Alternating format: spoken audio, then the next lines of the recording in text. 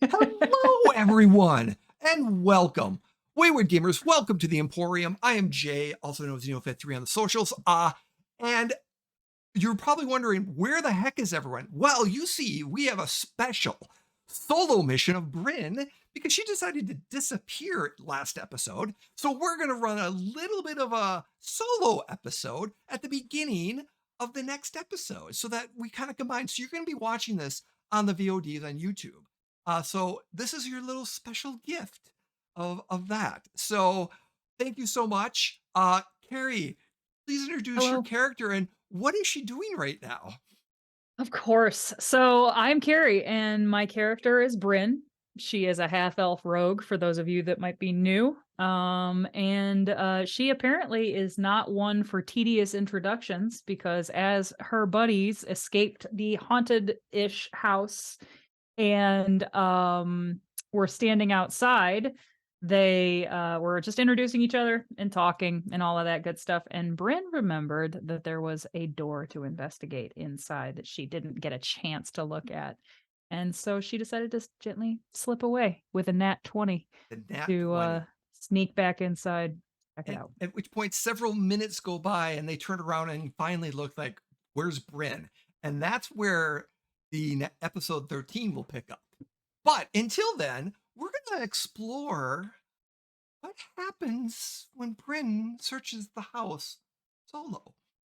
And Brynn, as you walk back into, as you look in roll 20, and as you look back, as you're moving in to the up the stairs, like I said, you get into the main area because the doors are unlocked, and you start working your way up those stairs to the second floor. You come up those stairs and you're standing right there. And I got to double check to make sure I've got the right one. No, I don't, because you're right there. There we are. That's okay. Perfect. And you see right there to the right is that door that's closed. Okay. All the other doors that you've known that you can see that while you're walking here are currently opened. And most of them are bedrooms and things of that nature that within that quick eye of looking in. So what would Brynn like to do? I would want to check for traps immediately, just because, like, she assumes there's some reason that this door is not open, whether it was a, mortal variety or like a dangerous issue, or it's locked, or who knows, but Who knows? doesn't want to take any chances. So I believe that is a perception check. Perception, can do. All right. 15. 15. There are no traps on the door, but the door is locked. It is locked. Okay, so can I make a thievery check to try to use my thieves tools to get in? Please do. Gonna do it. Here we go. Can do. That's a 30.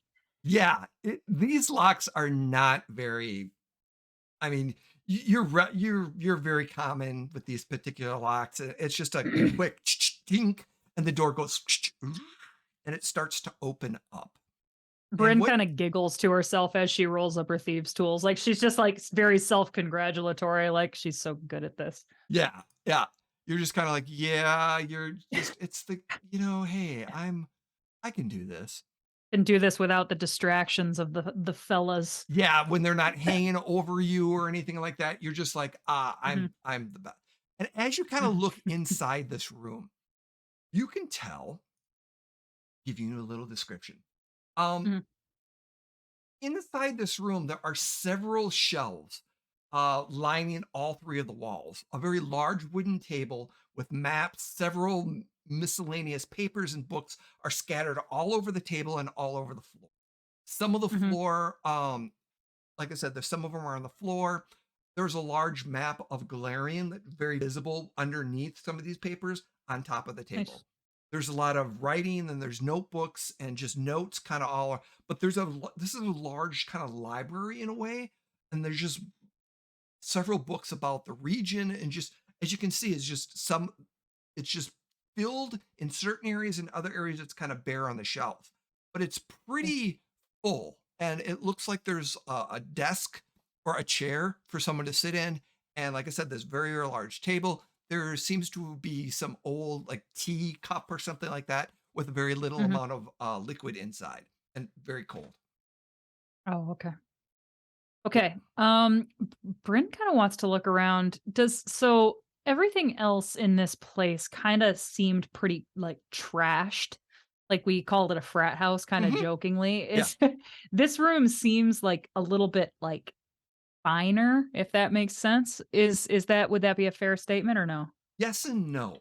Okay. Like you're pretty sure that no one really goes in. It's pretty clear that no one goes into this room like a frat house. So it's kind of a Okay. secured room or like a Mm, very special room. But it's okay. very messy. Okay. And I mean, there's just stuff all over the floor. I mean, it looks like whoever was either it was searched and or they have no clue what research is going on in here. And it's just like the most chaotic researcher ever in this room. Okay. So Bryn kind of wants to look around. She sort of thinks like, "Oh, like this is a waste. Like we don't have anything to gain here." But she just wants to like look around Yeah. while there's time and see if there's anything of like value, like monetary value. Give me two perception checks, please. Okay. Here is the first. The first is a 19 19. Okay. and the second is 29. Perfect. Okay. So as Oh you're kind god, of I hate it. I hate it when you say that. I hate the glee in your voice right now. Oh god. so Perfect. as you're looking around, you start noticing that there's like the whiz bang, like there's a notebook and there's a whole bunch of Mm, notes. And it's like the diary of the whiz bangs. And there's okay. some notes and stuff like kind of stuffed in that. Some other papers kind of all coming around and it just there appears to be a piece of paper with a list of cities or towns and locations, and just like Okay. several other things that are listed. It's like, for example, to kind of run through some of them just real quick, as you see like Mhm. Briarwell Castle, Schmaltmarsh, Lizard Folks, Stronghold, Sandpoint, the Roadside Inn, Hollow Mountains, and some of the information there are crossed. Some of them are kind of crossed out, or at least it says, um, have or lost. And then there's also some information about like platinum. And it might be a level, like a platinum level, gold level, bronze level. And like how hard it's going to obtain to get them. And using your adventure guild knowledge, remember how everyone has a Yes. certain level? These are Mhm. levels of like you need to be that level of experience to even try to attempt to go there. Oh, And like I wow. said, some of that and some of it, the handwriting is very different. Like some of it is Mm, like nice and some of it is just not. And then not. some of it's just, and like I said, there's a lot of books. You see this large map of Galarian. Mhm. And with that 29, you also see a strange red star outline. As Okay. if I pull up, oh, let's see. Um, I'm what I haven't.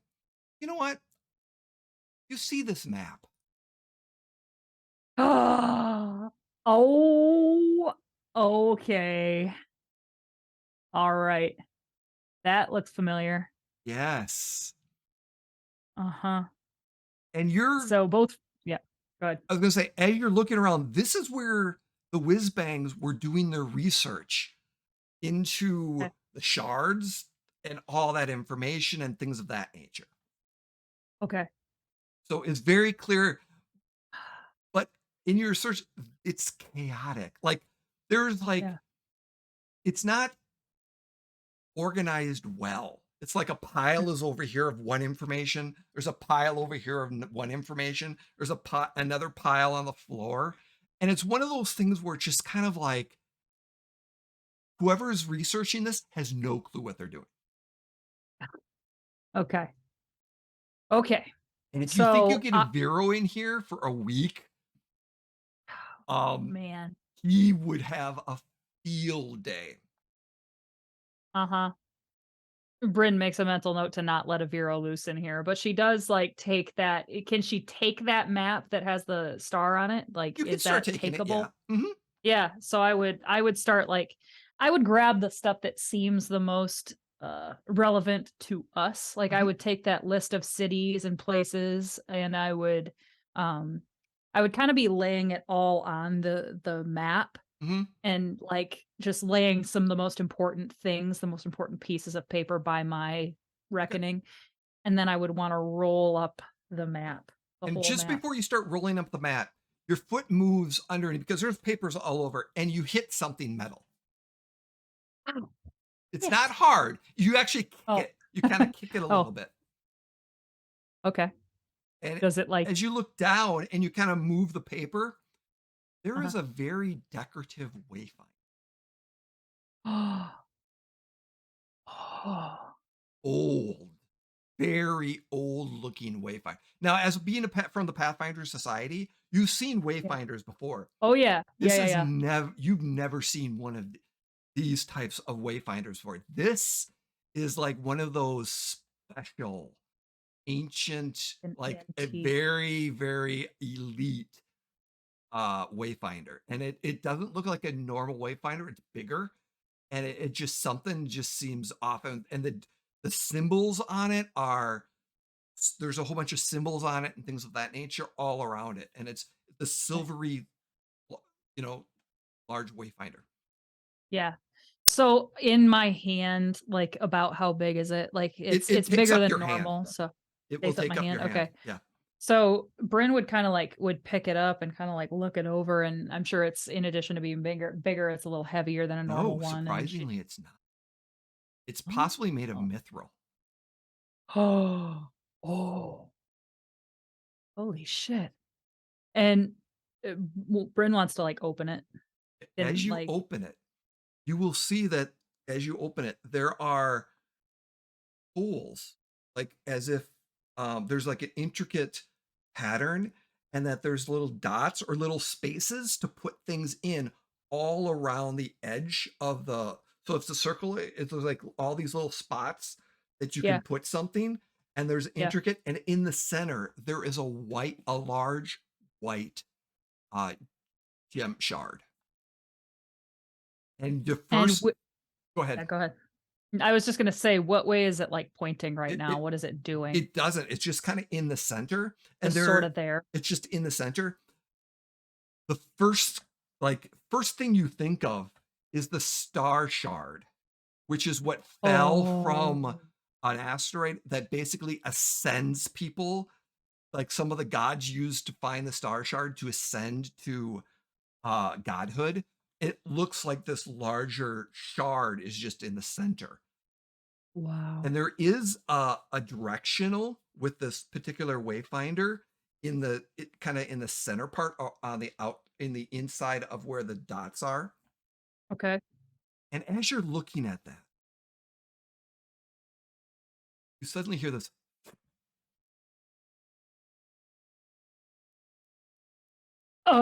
Bryn whips around. She looks at wherever she thinks the noise came from.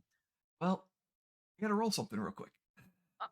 Oh God. Oh, perception check. The highest perception check. Oh God. No, no, no, no, no. If that was a dart, I'm gonna freak out. There it is. Okay. And there it is. Does a 32 Ooh. hit you? Yeah. You're Yeah, it does. flat-footed. Is that a crit? I'm flat-footed, so that's my AC minus my dex, right? No, you just -2 to your AC. -2, sorry. So if yeah, my flat-footed AC would be a 22, so that is a crit. That is a crit. Okay. Ow. Yeah, that's an ow. I'm sorry, that is an ow ow. I need you, please, to God. let me see here. How much damage you gonna take? Da, da, da, da. Uh, I gotta roll this quick. That's fine. Um, Take your time. While Jay is rolling my demise, check us out on teespring.com. At teespring.com, we have all kinds of stuff with the logo of the Emporium for the Wayward Gamer on it. You can get it on tank tops, t-shirts, hoodies, and so much more. you took Teespring.com. Just search Emporium for the Wayward Gamer. What? you took 20 points of damage, and Oh, suddenly this needle comes and just hits you in the back of the neck. okay. Ow. And I need you to roll a fortitude saving throw, please. Fort save. Here we go. It's going to happen for me. I can feel it. 26. Okay. The 26, so that's not terrible. So suddenly you feel this poison start entering your body. Uh, Uh-huh. and this particular poison, you made the saving throw, so you are not slow. Although, since it critted, it goes back to 1. No, it doesn't. Actually, you resisted the poison. Yeah, because you made your Brynn fortitude. flexes in such a way that, like, in all her Pathfinder training, she, like, flexes in such a way that, like, wouldn't allow the poison to spread. Yep. Um, but the 16 that misses you as the second dart comes flying, and as you turn, it just kind of bounces off of something. And what you see, dun, dun, What? dun, what you see is this small humanoid um person creature Mhm, with mhm, black armor, and it looks like he's got a chain shirt on, but it's all covered in black. There's a blue M on it. His long engated nose and whiskers and things like that that's kind of coming off underneath the mm. skull of an animal. It's pretty sure with his he's a ratkin based off his skinny arms and claws and things of that nature, but he's got this big animal skull over his face. And we need to roll initiative. Dice. Okay, here it comes. The 21 initiative. One initiative. Please. What's Thanks. initiative? Oh, I don't. Oh, there it is. He's got a 24. Fudge. And you got a 21, you said? 21. Okay. So with that, he um moves up to you and he is going to attempt to disarm you Huh, with actually he's going to try to steal the wayfinder out of your hand. okay. And he's going to use an action of thievery. He's going to use the steal skill or actions. He's Okay. going to use the steal action with your thievery. Okay. And if Okay. I recall, as I was looking up the thievery, he needs to. So thievery is sheet right there. Sneak, stand up, theft. It is an action under the um uh what's the word I'm looking for? Thievery, yeah, thievery. And Thievery. it's your AC, if I recall. Yeah, because it's an action towards you. So So it just is a tested it. So he's going to make a thievery check against my AC. I want to double check just to make sure I've got Okay. it all right. But yeah, I believe that's the Okay. course of that. So double checking. because here we don't know all the rules all the time, so we're just kind of No. learning some stuff to making sure Absolutely. that we've got it all Take your there. All right. take your time. All right, thievery, pickpocket, Yeah. steal. It is an action to steal an Mhm. object from. It's a thievery. Your DC is your perception DC plus 10. It's generally what it is. Okay. So, so what is your perception? My perception is an 11. 11. So I need to beat a 21 on my thievery roll, Okay. and that is going to be because I also hitting the wrong button. That's a 17. So he does not. So he tries to grab for it as an action. He tries to grab for it and misses. Yeah, okay. So he just like I imagined I like to imagine that this dude is pretty short. So when he tries to grab, Bryn just like holds it up. Oh, What? a I 30. don't I He critted with a nat 20 as he comes up to with the attack me? rapier. Yep. Oh god. As he comes up with Yeah. the rapier. Bryn's gonna die. Yeah, well that hits. Yeah. If it's a yeah, it's a crit. Oh Oh gosh. Oh, oh. god. And that is precise damage. So he is uh What does that mean? adding some precise damage to that as well.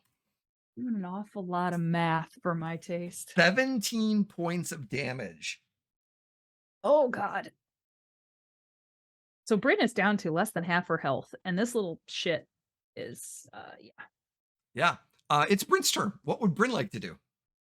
Okay. Bryn is hurt, and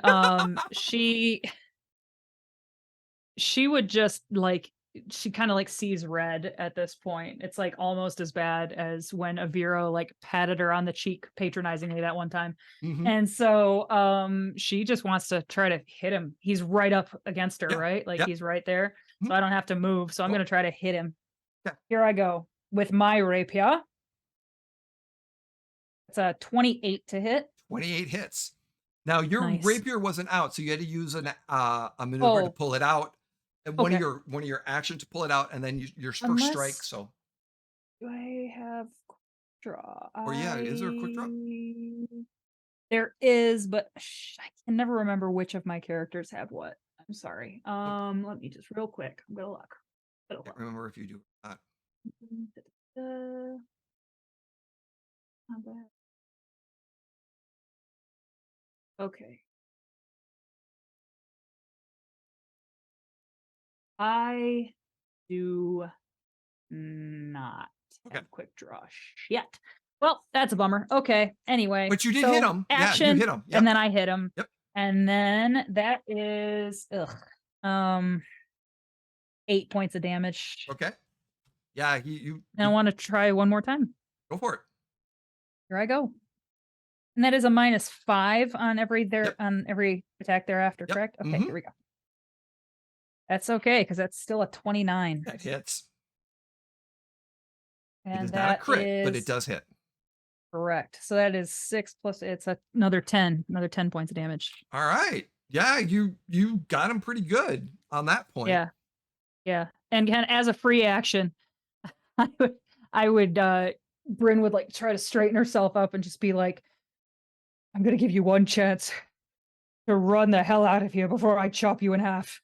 And that's all she would say. And suddenly you get this little sneer, this whiny little squeak of like, Uh-huh. Uh-huh. and he takes an action to pick up the blowgun that he dropped and puts he grabs that.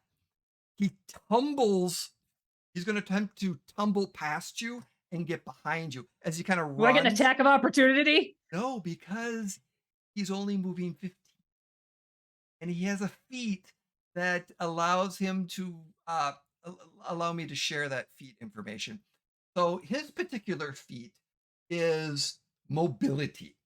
And mobility is it you deny the enemies the attack of opportunity if you stride moving less than half your speed. And since Okay. he's only moving 15 feet, it's less than half his speed. So, and I Yeah. don't believe you do you have attack of opportunity because only fighters generally do. Oh, right. I forgot that that's a feat in Yeah, it's a 2E. feat you gotta actually take. I apologize. No, no Yeah, I do problem. not have that. But he is. I am actually going to roll his acrobatics. And what is your Yeah. reflex? Uh, Reflex mod save. is a Yeah, my save is a plus 14. 14. So it's a 24. So as he tries to get around you, he fails miserably. I rolled, and whatever the dice does not like that particular. So he tries to bundle, but you've seen this before. As a rogue, Mhm. you know this. So you kind of stepped in, and he kind of bounced off the table a little bit. So that was his second action, and then because you're pretty sure he's going to get behind you for an attack of for a sneak attack, because you would have been Okay. flat-footed, and he would have sneak attacked you again. Okay. But because it failed, he's only going to attack you regularly. Oh, okay. I was just gonna say I was about ready to. I do have a feat called Deny Advantage. So Oh, you if have a he's a feat. lower level, if he's a lower level than me, I can never be flat-footed. Ooh. I can never be flat-footed to hidden, undetected, or flanking creatures Uh-oh. at What level? my level or lower. Sorry. So you have to be he has to be 7th level or higher? To for me to be considered flat-footed, he can still attack me. It looks like, Yeah, but but so if he was yeah, 6th level, because you're 6th level, you can't be flat-footed, can you? I can't be flat-footed against him. Ooh. Okay, so you're gonna take back some of that damage because you were flat-footed. He attacked you flat-footed last round. So you're only gonna take um Okay. 11 points of damage instead of 17. Oh, okay, nice. So I add 6 back. I'm still hurting for certain, but All not right, so then okay. yeah, he's gonna does a 24 hit you? Regular. Yeah. So 24 is my AC. Does that mean I save or does it hit? Nope, he hits you for 8 points of Ah, damage. 8 well, there points you of go. piercing. Oh, shit. Shit. Okay. Well, turn now, you little shit. Mm-hmm. Okay. I is he like right how far is he from me? He's 5 feet away. So 5 feet away. actually I'm gonna run because he tried to jump and you blocked him from the table. So yeah, he's right there. Poof, poof, poof, poof. Okay. So I'm just gonna try to hit him. Okay. And this time my sword is out. So Yep. okay, let's go. All righty. Come on. Come on. Come on. Ugh. That's a dirty 20 to hit. That misses. Okay. Again. Again, again, again. At -4. That that nat one. Ooh. It's a nat one. It's a nat one. Ooh, I will share with you that I Yep. was playing another game the other night in person. This is a Mm-hmm. little unrelated, but kind of related. Very long story short, I had one roll to save my character's life. Ooh. I have been playing this character for 7 years. I literally could get nothing other than a nat 20 to save her life. And I rolled a nat 20. Doing Nice. that, I feel as though I have used up all my luck for a long time, and thus Yep. what happens? Well, as he kind of tried to hit, he kind of ducks down and just kind of hits your leg and does 5 points of damage Ow. as he kind of hits that one. So that was your Yeah, first attack, right? Or your second? that was my second attack. Second attack. So you missed First a one second. just missed. So what do you want to do with your third action? Oh, okay. I still have my third action. Yeah. Shit. I wanna Brynn is not making good decisions Okay. right now. And she's just like she just I would imagine just like she would scream. She's just enraged that she can't do any better against this little son of a bitch. -8. And -8. So that's a plus. I don't like to think of it as a -8 as much as a +7. Okay. So I will think of it as that. Here I go. Nat 20. Wow. So 28 is the That total. hits. Yes. Is it a crit? I like nat 20s to be crits. So yeah. As do I. So add that deadly in. Can do. Here I go. That's 6 plus 4 plus 1d8 is 15 points of damage. Ooh. Ouch. Yeah. Yeah, Suck it, rat man. you got him pretty good on that one. Good. Very good on that one. All right. So now it's his turn. And as he's kind of doing this, he is going to try to steal again. And if I recall, it's against uh um the DC is your perception DC plus 10. So you said you have a Uh, uh, 14 perception? I have an 11 So perception, it's a so it's a 21. 21. All right. Gotta beat a 21. Considering he just rolled a nat 20 for a 34, he grabs the Wayfinder out of Bryn's hand. Okay. And Okay. then stabs her one more time. Okay. For a 17. Doesn't hit. And then runs. Okay. Okay. Now, let's see here. Okay. How far does he get? He gets to this end of the hallway right here. He's fast. Okay. He's like Okay. a Aviro fast. Okay. Okay. What does Bryn want to do? I want to chase him. Okay. So Bryn has a speed of 30, or sorry, 25, it looks like. Mm-hmm. We got 5, 10, 15, 20, 25. She uses one action to get, can she get to him? I can't. No, you let's can't get see. to him. You're 10 feet away from him. Okay. I'm going to use another action to get closer. Okay. And then I want one attack. Okay. And I'm going to attempt, I think I can do this. Double check. That is a 2. I guess I just want to try to.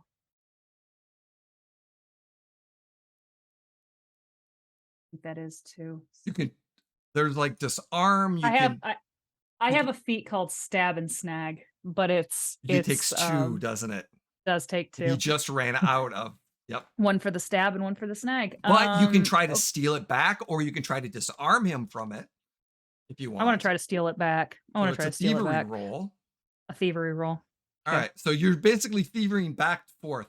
It's going to be a 21 DC. Okay. I got to beat it. Okay. Perfect. Okay. Fingers crossed. Here we go. Shit! It's a 17. Close. But as you try to grab it, he kind of moves out of the way a little bit. As he's running, as his hand kind of comes back, you try to grab it. He just moves it back as you just try to grab it as he's running. Mm-hmm. And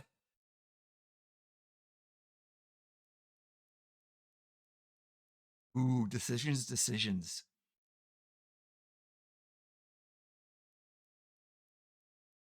How much noise are you making, by the way? I mean, like, I hollered out that one time, like, just enraged. But, like, as I'm chasing him, I imagine Brynn kind of defaults to her old, like, thief self, Mm-hmm. which is to say she's not making hardly any noise at all. After that, like, one, like, "Argh!" Okay. All right. The thing is, I am not metagaming at all because I have no fucking idea of what you are gonna do right now. No, I'm trying to figure out. I'm just being told this is how it should be. I'm being totally. I've got the larger picture in mind as well. I'm just double checking different things. So with that, he's gonna stab you with his rapier. 23. Missed. Yeah, that misses. That misses. He's going to attempt to Oh, he's so 5, 10, 15, 20. He's gonna run. He starts running away, but he jumps off the wall, bounces off the wall, tumbles and tries to tumble past you and try to Okay. get behind you in this beautiful move with a Mhm. 28. So he does make you pass your reflex because Yeah, DC. He gets behind you, correct. and then with his second attack at -4, he is going to try to stab you, but you're not flat. He doesn't know you're not flat-footed, but he's going to Mhm. try to stab you thinking he's going to get a flat-footedness. I'm Does gonna a make 29 hit you because that is another nat 20.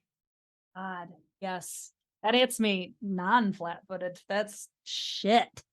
So it's going to be 1 plus 1, 8 rapier. You took 8 points of damage. And normally, this is the point where he's realizing you should have been flat-footed and you should have nailed you. He was going for that Mhm. precise spot, and you just turn for a second, and it just grazes it. Then he realizes, oh shit, he can't get Mhm. you, can't sneak up Damn on right. you. Damn right, oh shit. Damn right. So, what would Okay. Bryn like to do? Is he right there? Oh, Is he's he right right where there. he's at? Nice. I want to stab and snag. Fingers crossed. Here All we right. go. This is me knowing the rules. I hope Jim's proud of me. Hopefully, Jim's proud Okay. of you too. That's what I'm so okay. So here I go. Let's see. Dart towards your opponent, seeking to snab and slice their purse strings with a single movement, stride up to your speed. This movement does not trigger reactions Okay. triggered by. Oh, okay. If this strike is successful, you can attempt a thievery check to steal from the. Okay, got it. Here I go. Attacking. It's a nat Holy 20. crap! I swear to God. Oh, I I swear believe to you. I believe it. We're just like God. nat 20 rolling. The Boom, program boom, and and the you, it's couple just, nat ones. I'm on both ends of the yeah, spectrum. this is wow. Okay. Okay, Now so it says if if the you hit, strike is successful, I can attempt a thievery check. so you, So he still gets damage, doesn't he? yeah, oh yeah, I would think so. So it's a Otherwise, that crit. seems So roll that crit. dumb. Here I go. Oh, force 13. Deadly makes it 14 points of damage. 14 points of damage. Yes. All right. Ooh, he's okay. Okay. And then a thievery check Okay. to take back my spoils is only a 17. Yeah, it unfortunately just missed. He gets it just as you try to grab his hand, he slips his hand, kind of rotates it a little bit and Mm-hmm, keep mm-hmm, holding on to this big thing. mm-hmm, mm-hmm, mm-hmm. Mm, Mm. Now, yes. that was only 2 actions, right? That was 2 'Cause actions. Yeah, it's so you do have a stab and third snag action. is so I got 1 more. I'm gonna try to attack him again. Here I go. Yeah. A nat 1. I've rolled 2 nat 1s and 2 nat 20s. It is balanced. "The dice giveth and the dice taketh away," says my shirt. Yes. Um, Oh, man. he's gonna take a shot at you.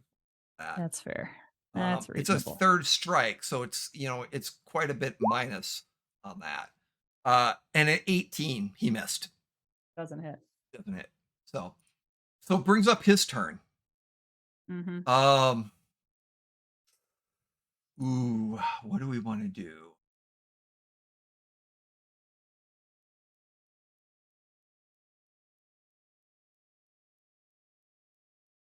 Mm,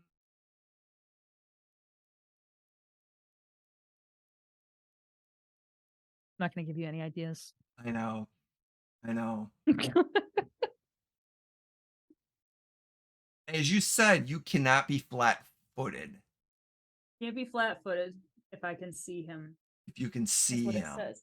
I think is as somebody who okay, so what it says, the actual verbiage is as someone who takes advantage of others' defenses, you are careful not to leave such openings yourself. You aren't Mhm. flat-footed to hidden, undetected, or flanking creatures of your level or lower, or creatures of your level or lower using a surprise attack.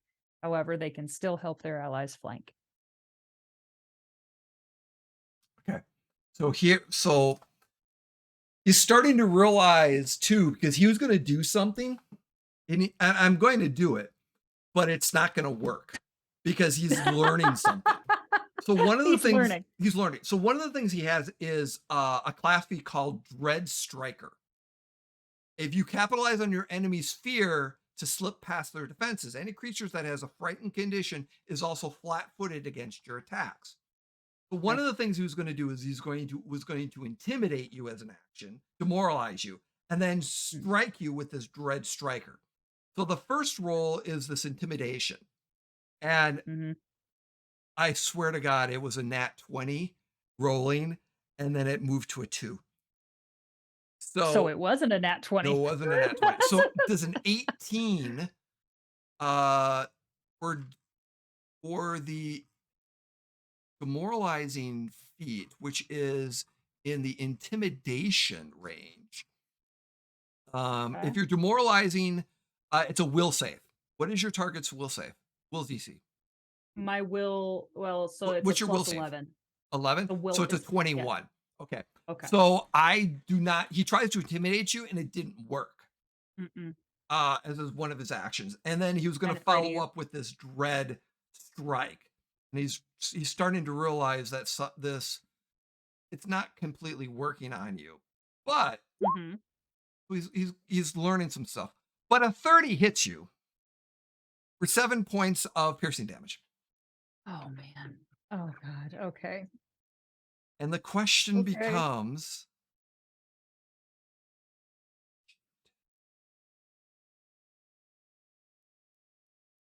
five.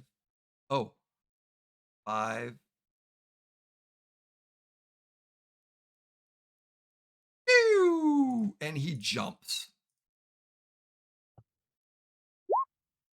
And he lands down below.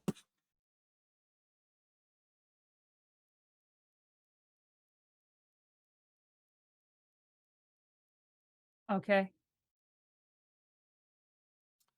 That's what he does. What would you like to do? Okay.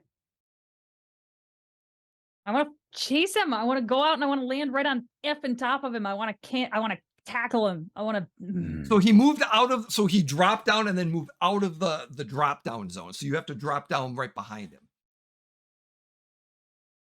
Yeah, I'll do that. Okay. Yeah, I'll try to do that. I need a acrobatics. Acrobatics roll. Yeah. Do you have catfall? I think I do. I think you do. Let me look. Because you drop before. Yes, yeah. So yeah, you're not going to take any damage from the fall. Okay. Well, it's a 17. Yeah, you made it. Check. Yeah, you made it. So as you land down, and he's right there. So I want to attack him. Yeah, let's see that attack. With my rapier. That's a 30 to hit. That hits. And that is going to be 7 plus 4 is 11 points of damage. 11 points of damage. All right. You're getting pretty good. What else would you like to do on your third one? My last action, I want to try to take back that Wayfinder. Can I do that? Yeah. Okay. The thievery roll. Just a thievery check? Okay.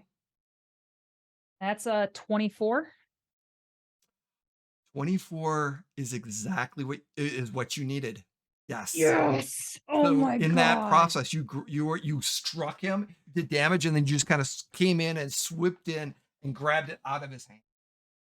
Hell yeah. Time out. I've got a piece so bad. No problem. Can you edit this? Give me 1 second. We will be right back, everyone. Enjoy this special. Be right back.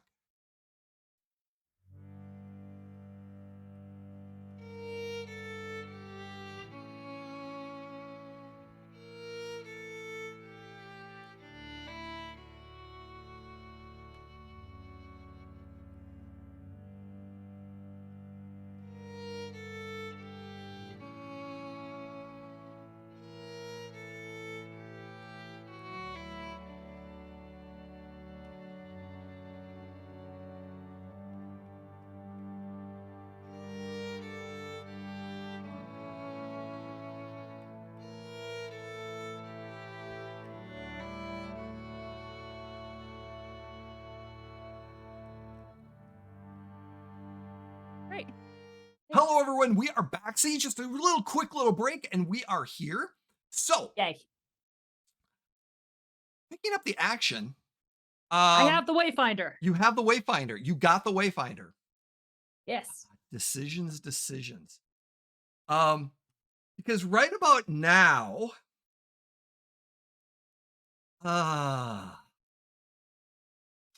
I'm curious that what would he do? I think he would try to kill you for that Wayfinder. Yeah, he's gonna try to kill you for that Wayfinder because that's what they need. And Brynn is clearly feeling like the same way in the other direction, so it's very much 38 points of damage, and or excuse me, 38. No, a 33 hits you. Sorry, a 33 hits you, and you take 8 points of damage. Now, one of the things, Brynn, you do notice is that you are on the first floor, and there's a window right here, and the boy and all the guys are all right here. They might at this moment have a perception check roll because you were so quiet upstairs. You didn't make any noise, so they're not running upstairs. Okay. But they might see what's happening right now. But I'm just letting you know, depending on what they do, you may or may not have you've got one round left before something could potentially happen.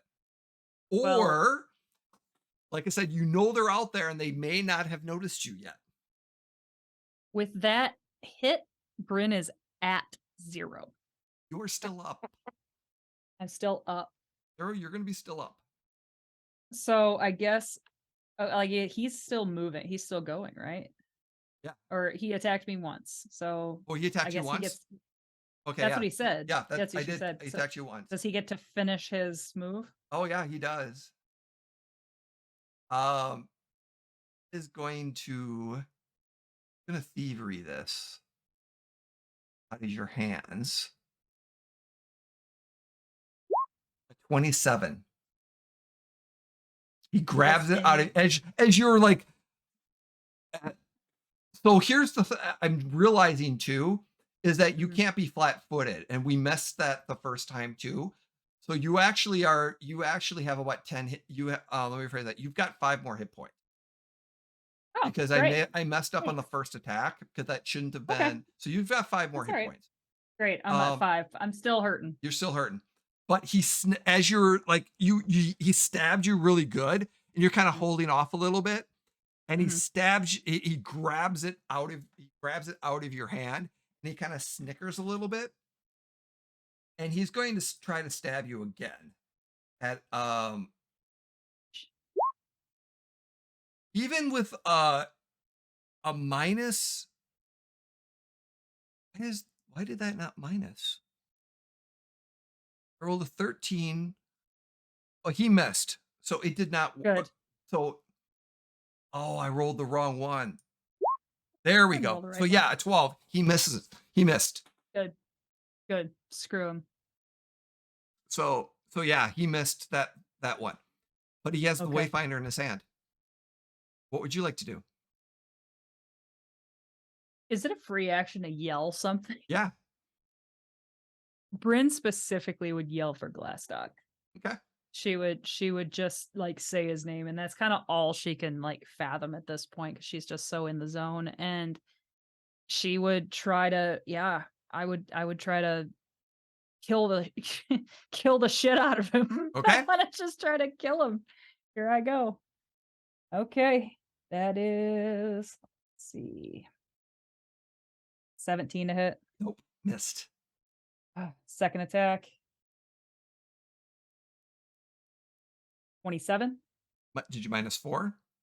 Yes, I did. 27 hits. Yes. Awesome. 11 points of damage. You said 11 points of damage? 11. Okay. He is hurting bad. What would you like to do?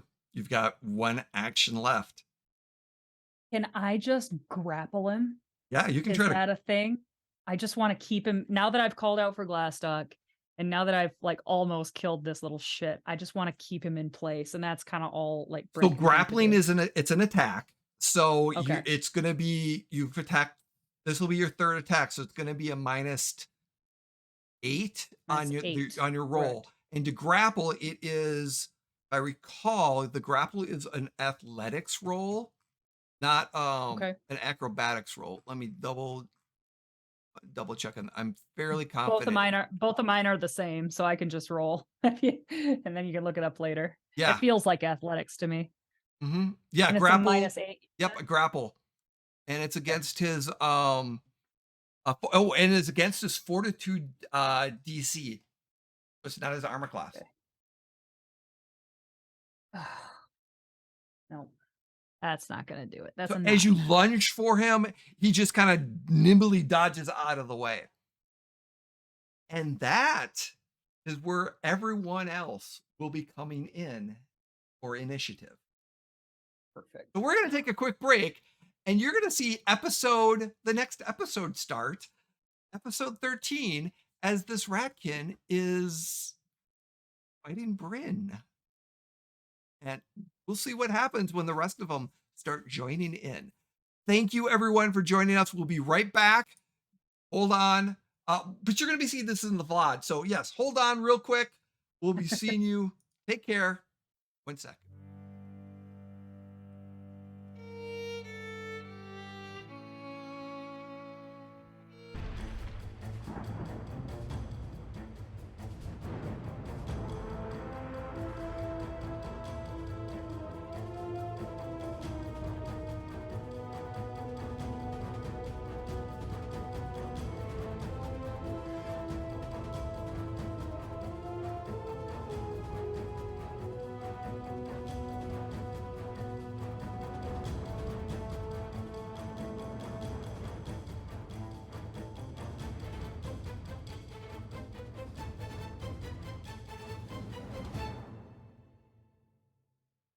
Live. Well, hello, everyone. Hey! Hey, welcome back, Wayward Gamers, to the Emporium. I am Jay, also known as NeoVet3 on the socials. It is Wednesday night, and we are back for our live Pathfinder 2E actual play, The Legends of the Natural. Plus a guest star returning for our second episode. But we're going to get into introducing all these wonderful and talented players. And from there, we're going to get into a recap, and we're going to get right into the action because we had a little solo adventure with one of the players because they decided to go rogue. Literally. Hey, I'm a happy, fun, happy, hilarious person. But anyways, Jeff, how are you doing, sir? I am very well. Thank you so much, Jay. Hi, everybody. I'm Jeff. I play Aviro Starborn. He's our high elf wizard / know-it-all / coward. And I'm so happy to be here, and because I love playing with all of these fabulous people, including our fabulous guest star. I don't know if you viewers know this, but Jay has a history of knocking it out of the park when it comes to guest stars in this game, and Bill keeps up that record. So, yep, I'm excited to play. Excellent. Thank you, Jeff. Carrie, how are you doing? I'm doing great. I'm Carrie. I play Brynn. She's a half elf rogue, and she went off by herself again the other day, and we're gonna have a time this time. So. This was lots of natural 20s, lots of natural ones, and lots of criticals. Yeah. Great. Yeah. Let's go. Yeah. That's me. Let's go. Jim. Thank you. Jim, how you doing, sir? I'm great. And apparently I'm going to have to patch up Brynn. So let's get this started. I'm playing Glastoc Steelcloak, our dwarven sorcerer. So yeah. Yeah. Patch up isn't the right word we're going to use right now. There might be the word revivify may or may not come into play. Oh, great. I don't think I know that spell. Well, we'll see. We'll see. Bill, welcome back. How are you doing, sir? Oh, thank you. Wonderful. I'm Bill Roper. I'll be playing Temmin Fenstalker, Gnome Ranger. Very exciting. And I get to play this table. Super stoked. No pressure. No pressure to maintain the streak of good guest players. You can't screw it up now, Bill. You've already established yourself. Yeah, you've gotten in. You're at that high level already with the first episode. So we're just maintain. We're all good. Thank you everyone for joining us. Again, I am Jay, also known as Fifth here on the socials. We want to jump into the action, but first two things we want to say is we want to thank our affiliates, Talon and Claw and Smuggler's Coffee. Some of you may have been at GameholeCon, which Jim and I were there, which we were running games and working the booth and at Talon and Claw. Jay was running games. I was running the booth. So. Division of responsibility. But make sure and go take care of them. Check out their website. And of course, I was going to say that the information coming in right now, if you support, should be, if you go to Talon Claw website and put in when you check out for coupon of Dragon Die, that you'll get 10% off on their vaults and DM screens. They will, I don't know about Ragnarborg. So they just can't, I don't think the 10% off will not work on the Ragnarborg. And Ragnarborg just came out, which is a new collaboration that Talon and Claw had with several other individuals to create a Viking style Ragnar or Morgborg game. So it is really, really cool. So you should check them out. And then Smuggler's Coffee, definitely some really, really good coffee. So check the website out there. Al. Dave's an evil man. So we left our wonderful adventurers. They were just gone inside of an adventurer's manor to go look for Timon, which their friend at the Rusty Dragon is Sandpoint, is where we're at. Sebastian, the owner of the Rusty Dragon, sent them off to the Whiz Bangs Adventuring Group's manor because they're missing. There's some stuff. And he sent Timon to go look, and he hadn't come back in 3 days. So Aviro, Brynn, and Glastoc went to the house, started looking around, heard some stuff upstairs in the attic, and ran up to the attic to find plants, cactuses, little plants running around, and 2 blue M's fighting the plants. And Timon was coiled up and trapped. They all escaped. There was some fighting. The 2 blue M's left. And escaped out the second story window. They tried to follow them, but they had disappeared. So they went downstairs and went outside, and they started introducing themselves and getting to know Timon. And they're like thanking each other for saving each other and all other good stuff. So the blue M's are basically the monsters. They're humanoid and intelligent monster clan. So they're within Golarion and all over, specifically in Varisia, there are these pockets of intelligent monsters. And it's a group of monsters that are all over. And they basically are doing a lot of shenanigans. So, as the 3 individuals were chatting, Brynn decided to go, you know what? I forgot about a door. It was closed. Well, all the other ones were open. I'm going to go check it out. And a natural 20 stealth check, she goes, doot, doot, doot, doot, doot, and she goes upstairs. Shenanigans ensued. Perception checks failed. Perception checks succeeded. Attacks succeeded. Criticals there were some criticals that failed, as well as poison. Definitely did not affect certain individuals, which was quite entertaining. But we pick up as the 3 of them, you're chatting. And so we're going to kind of pick up where you're chatting outside by the door before you notice that Brynn has disappeared. What were you chatting again? Talking about? Timon, why? So did you arrive first and those other creatures were already there? Did they come in on you? I'm very confused about the order of events that occurred. Oh, yeah. So here's the thing. So Sebastian sent me here because the other guys were missing. So I get here, And I look around and I come in and everything's closed off. So I start making my way carefully through the entire place, looking for clues, using my natural tracking abilities to attempt to find where people are. I got all the way upstairs. There's all the doors. I'm opening doors. There's nothing in the rooms. I get up to the top and it's like some kind of crazy plant room all set up. I go in there. I come in the top. And then why that big plant you guys saw, whoa, reaches out and grabs me. I can't get away from it. Because though I love animals, I freaking hate plants. And so this thing's just like squeezing on me. And then a couple days go by, I'm starting to get a little weak because I don't have any food. And then those two like guys in the armor with the M's come in and the plants go at them. And then you guys showed up. How much time occurred between the time in which the blue M's arrived and we arrived? Aviro has taken out a notepad. Not very- about it's 2 not hours. long. His mage About hand 2 hours. is holding the parchment.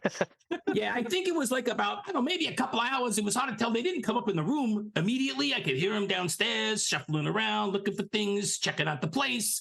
And then they came up in only a few minutes, maybe, after they came up. The fight was still pretty freshly started when you guys showed up. And thank goodness you did.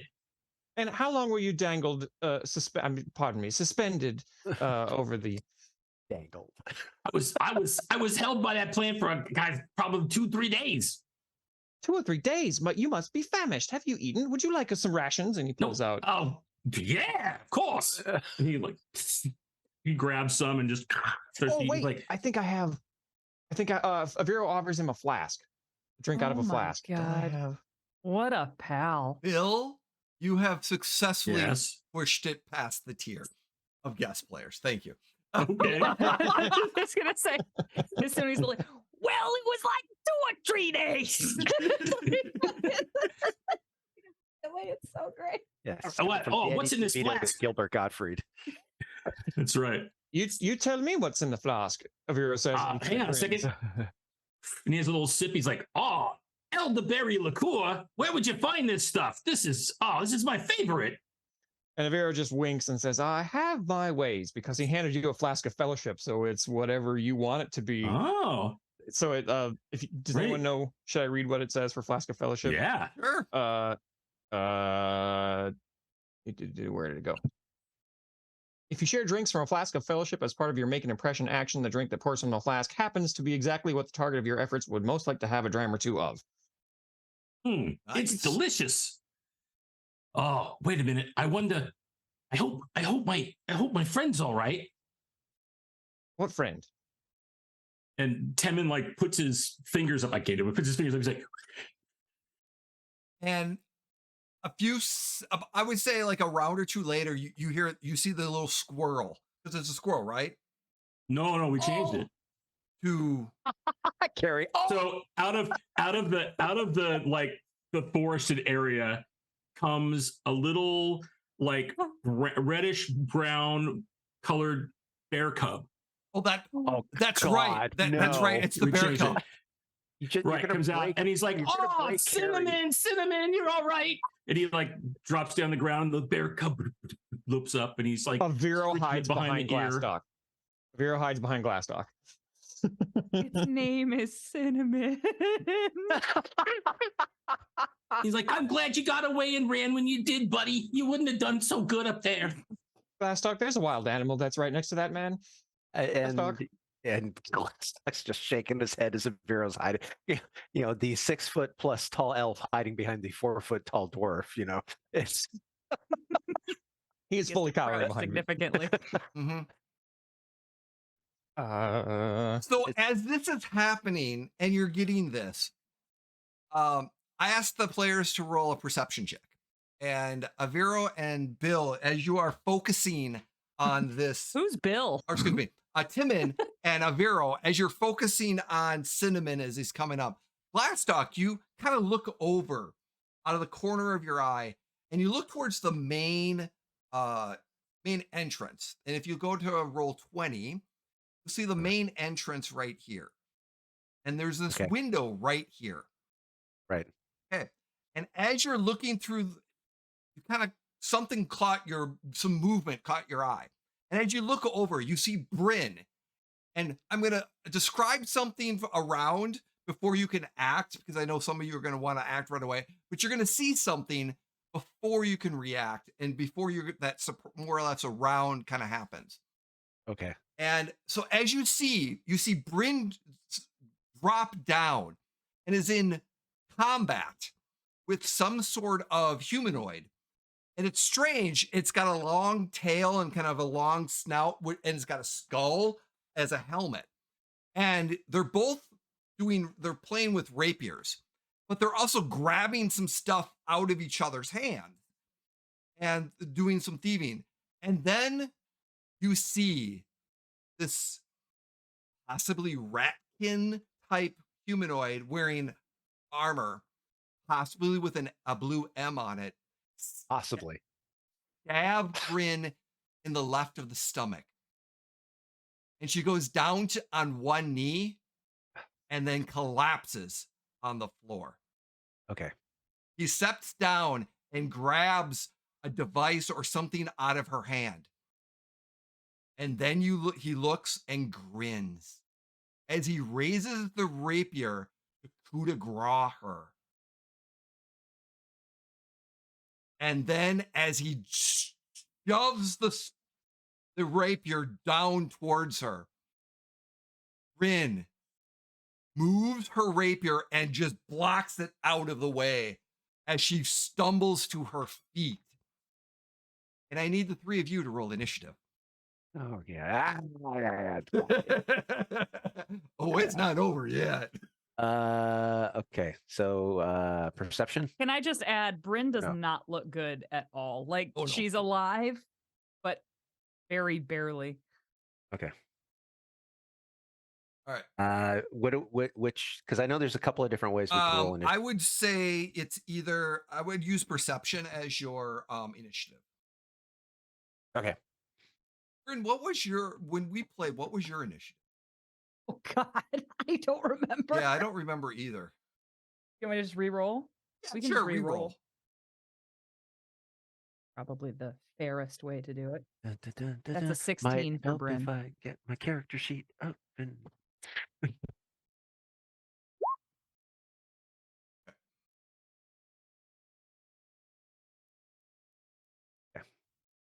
I got a 21.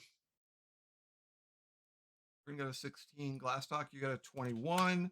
Aviro, 13. that tracks. Timon. 25. No, I'm sorry. I'm sorry. That's wrong. 18. I'm sorry. I said it 18. wrong. Math. Okay. 18. Math. Okay.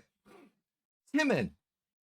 Glastoc, you also hear as Brynn moves the thing and gets to her feet, you hear her yell, Glastoc! And try to hit this guy and miss him. And then tries to lunge for him to hold on to him. She hits him. So she gets up and then she stabs him just a little bit. And then she tries to lunge at him to grab him and unsuccessfully. Okay. So Glastoc, you're gonna go, you get one round and then we're gonna go into the round again. What would you like to do as you see and hear this while they're all looking somewhere else? Okay. Oh shit. Do I get all my normal actions? I would say you get 2 out of your 3 actions. Because it's kind of a surprise type stuff, unless you've got a good argument.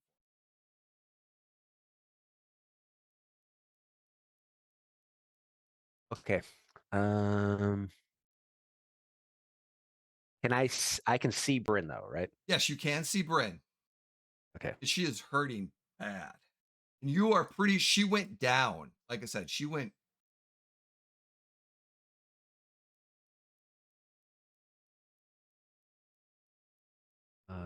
Okay, so I only get 2 actions, huh?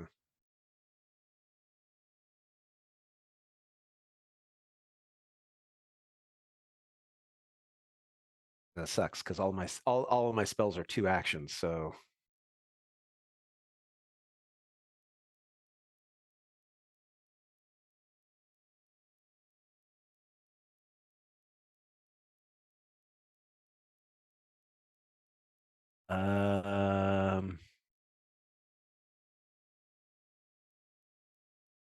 These doors are open, by the way, as well as all the other doors too. But as I recall, Jay, oh. there's no door here, right? No, there's no Oh. door there. This Yes, is- this is it's all just a window, yeah. window. Those are windows. Yeah. This door is open and this door is open. Those of you who cannot see the map, if we're talking about a great big like bay kind of. Yes, unfortunately, I've Area. not finished the battle map yet, so That's Okay. all right. time. Okay. This has a range of 60 feet. So that would be 12 squares, right? 1, 2, 3, 4, 5, 6, 7, 8, 9, 10. Oh, and Bryn's 11 away. Perfect. Okay. Glastoc's going to pull. Unbeknownst to everybody, because we've never talked about this and stuff, but I think Jay should remember this. Glastoc has 2 shields, and he's always kept one on his back. Mm-hmm. So he pulls the second shield off his back, and as he throws it towards Brynn, he casts Dancing Shield, and it now is protecting her because the range is 60 feet. Okay. Oh, So here's the thing: you have to break the glass. So I have to throw the shield hard enough to do that. Yeah. oh my God, you're like fucking Captain America. Do it. Okay. Yes, you do. Do it. Okay. And it's going to be a range attack. Now, it's not going to be very much, but if you critically succeed on it, you definitely will be able to break through it, no problem. But Yeah. depending on how much I damage can cast heal at range, but it's only 30 feet, and I can't move and cast heal. That's the problem. So I think you should throw your shield. That's a great idea. That seems like the coolest fucking option. okay. So I guess that's what we're gonna do. We're gonna you got to shield. do a certain amount of damage to be able to get through that window. You can do it. Okay. All right. So So if you want me to make strong, a ranged attack as if I was throwing something, right? Yep. So that'd be my strength. Mm-hmm. No, dex. Ranged is dex. Which is always. It's not like 5e where. No. Okay.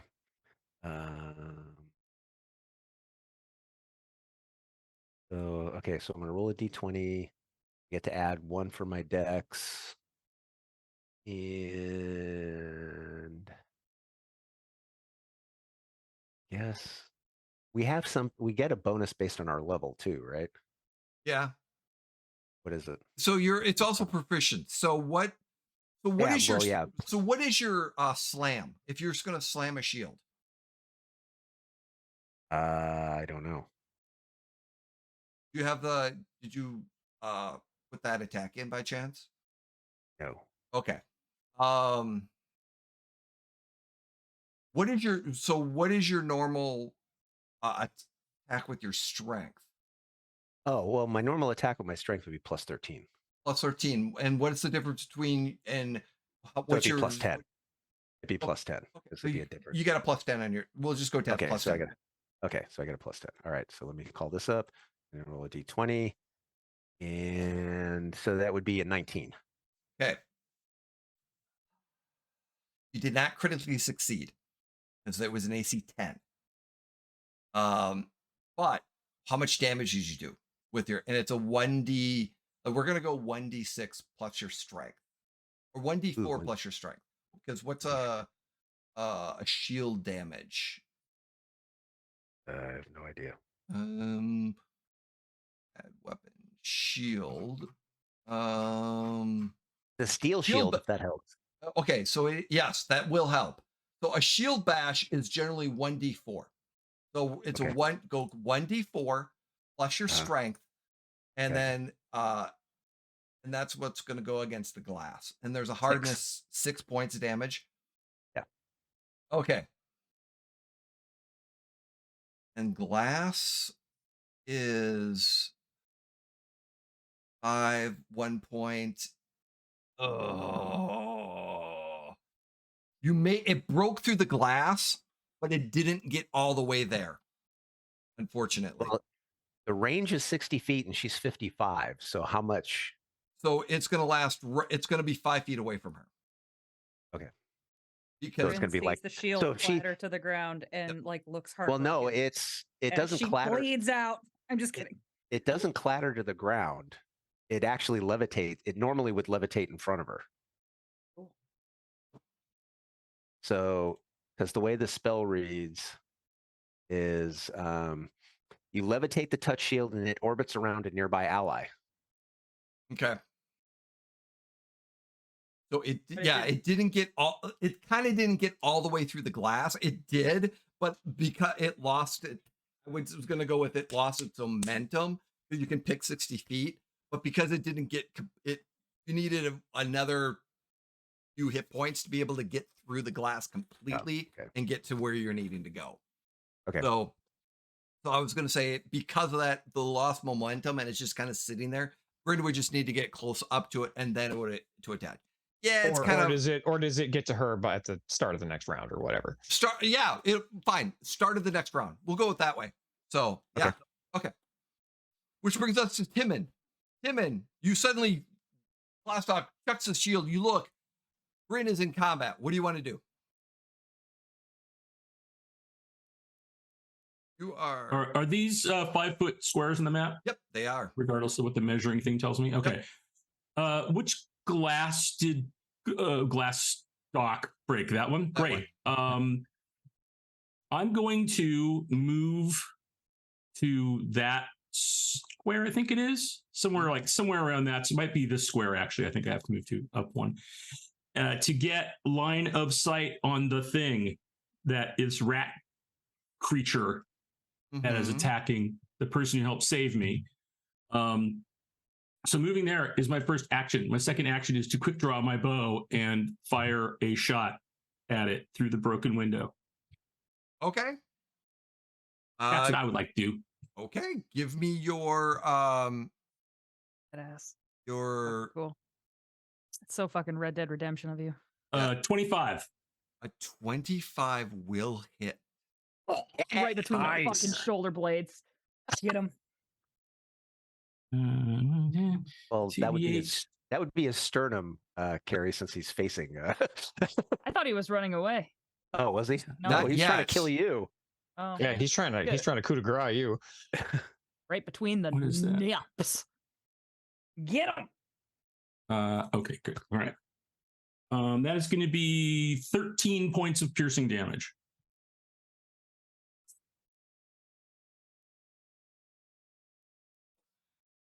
It sticks into him. And as it sticks into him, he looks at you, Brynn, and looks down at the arrow and just goes and just starts laughing. This isn't over. Lupus. And falls to the ground.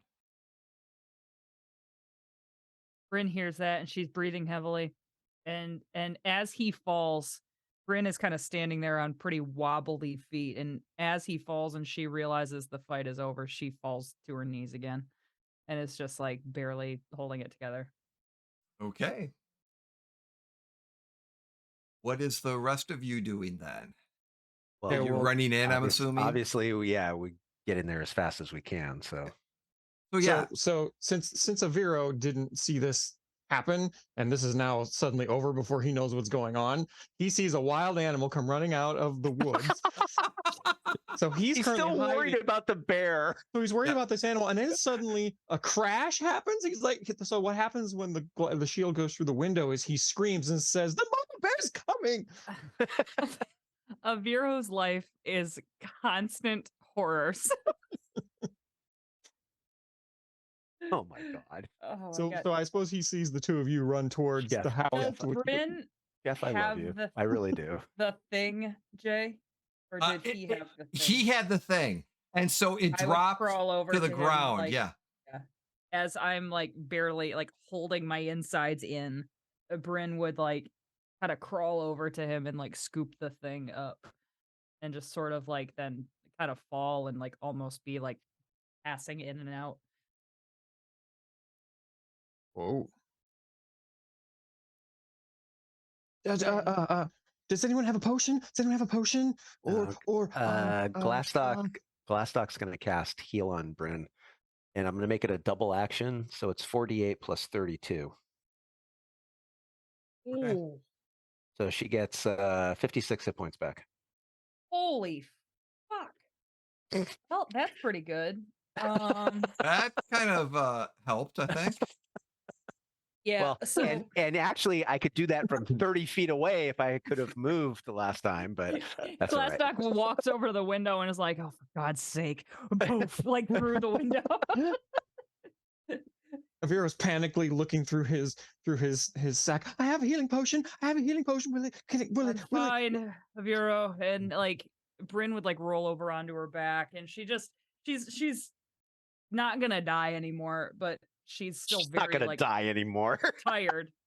She's still like very tired from this fight, and is just sort of laying like, if this is a camera shot, you remember this the way this balcony was, if you guys recall, was a circular like foyer. And Mhm. if this is a camera shot, she is laying flat on her back with like an object like in her hand, like resting on her chest, and is just like looking up at what I assume is what remains of a once grand chandelier. Mm-hmm. Does Aviro notice that she's holding an object in her hand? Yes. Does his curiosity get the better of him and he calms down and says, "What's Most that? likely. Brynn, what's that?" As soon as he says that, Brynn would like hold it up in front of her face and like just kind of shrug, and she would toss it up to him as is he standing in the foyer now? Did he come Mhm. inside? Oh yeah. Mhm. Then she would just like toss it up to him for him to catch. Be like, "It's a wayfinder, a really, really old one." Can I make some kind of knowledge check on this thing? Yeah. Lore academia, perhaps? Perhaps. I think that would be I would go appropriate with that. Yeah. Or arcana?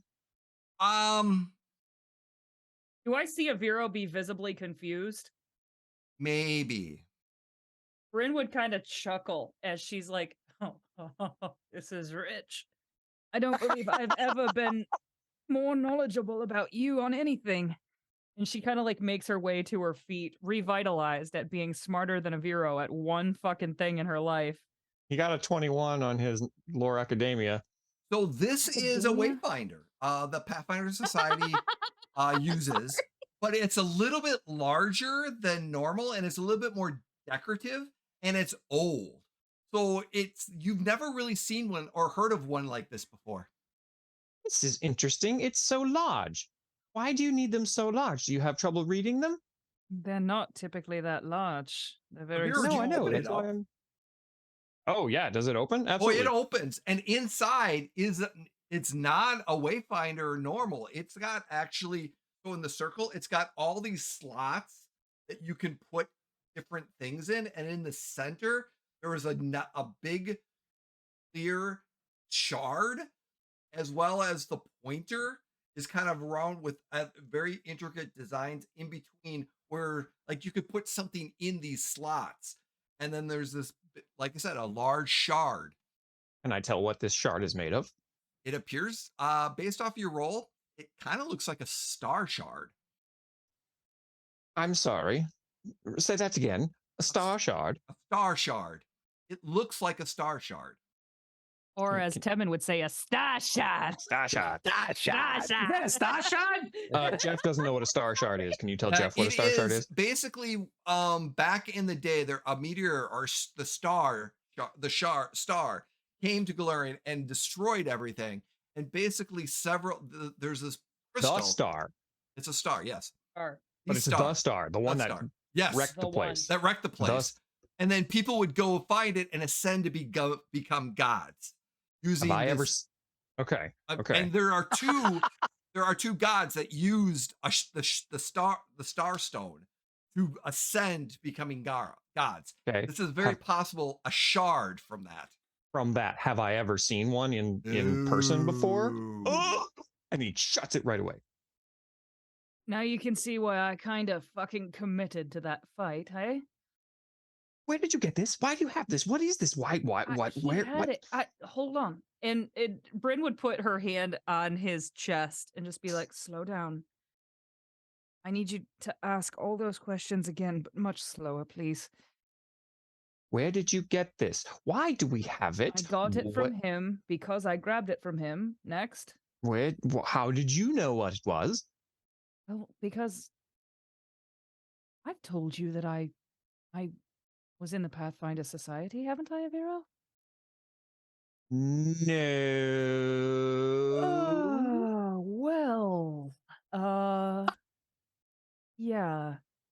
Brynn has a lot of conversations with Glastoc while we're Yeah, on the that's phone. true. Last was all this shit. I'm so sorry. So But Brynn, you don't tell Aviro stuff. No, she doesn't, because she doesn't trust him because he's a blabbermouth. Yes. So she loves him dearly, but telephone, telegraph, or Aviro. I mean, we all know him. So so Brynn would kind of like would put her hand on his shoulder and shake her head and be like, "Well, I'll tell you all about it someday, Aviro, but for right now, I just came back in here because I remembered there was a room I didn't check, and little rat fucker over there ambushed me and he almost got the better of me. I appreciate you guys jumping in when you did. Yes, of course. And he had- Absolutely. I found it in the room upstairs. Oh, the room upstairs. Aviro, What's about the room upstairs? I have something for you that's better than Christmas. Come with me. What's And Christmas? Yule festival. Come on. she would grab him by the front of That his must be a robes and just kinda colloquialism. pull him along. And she would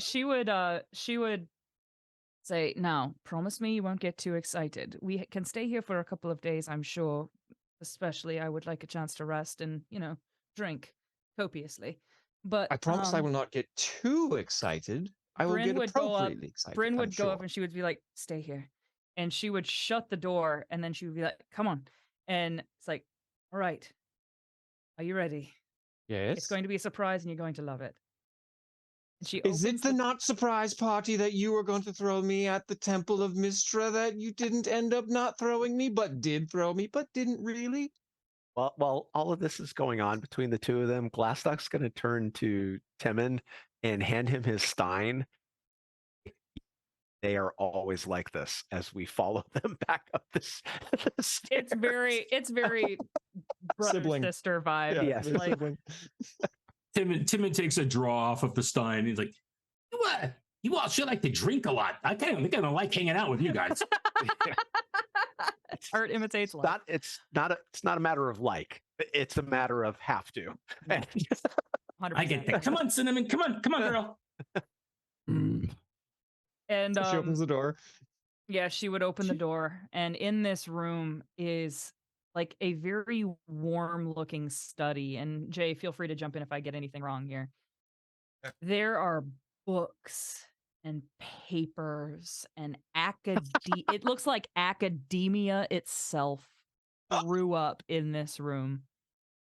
If I And Jay, may, I'm gonna let I you take actually it. have a lot more description for Please do. you. So, as you look in this room, Which room is it? that one. Okay. Yeah.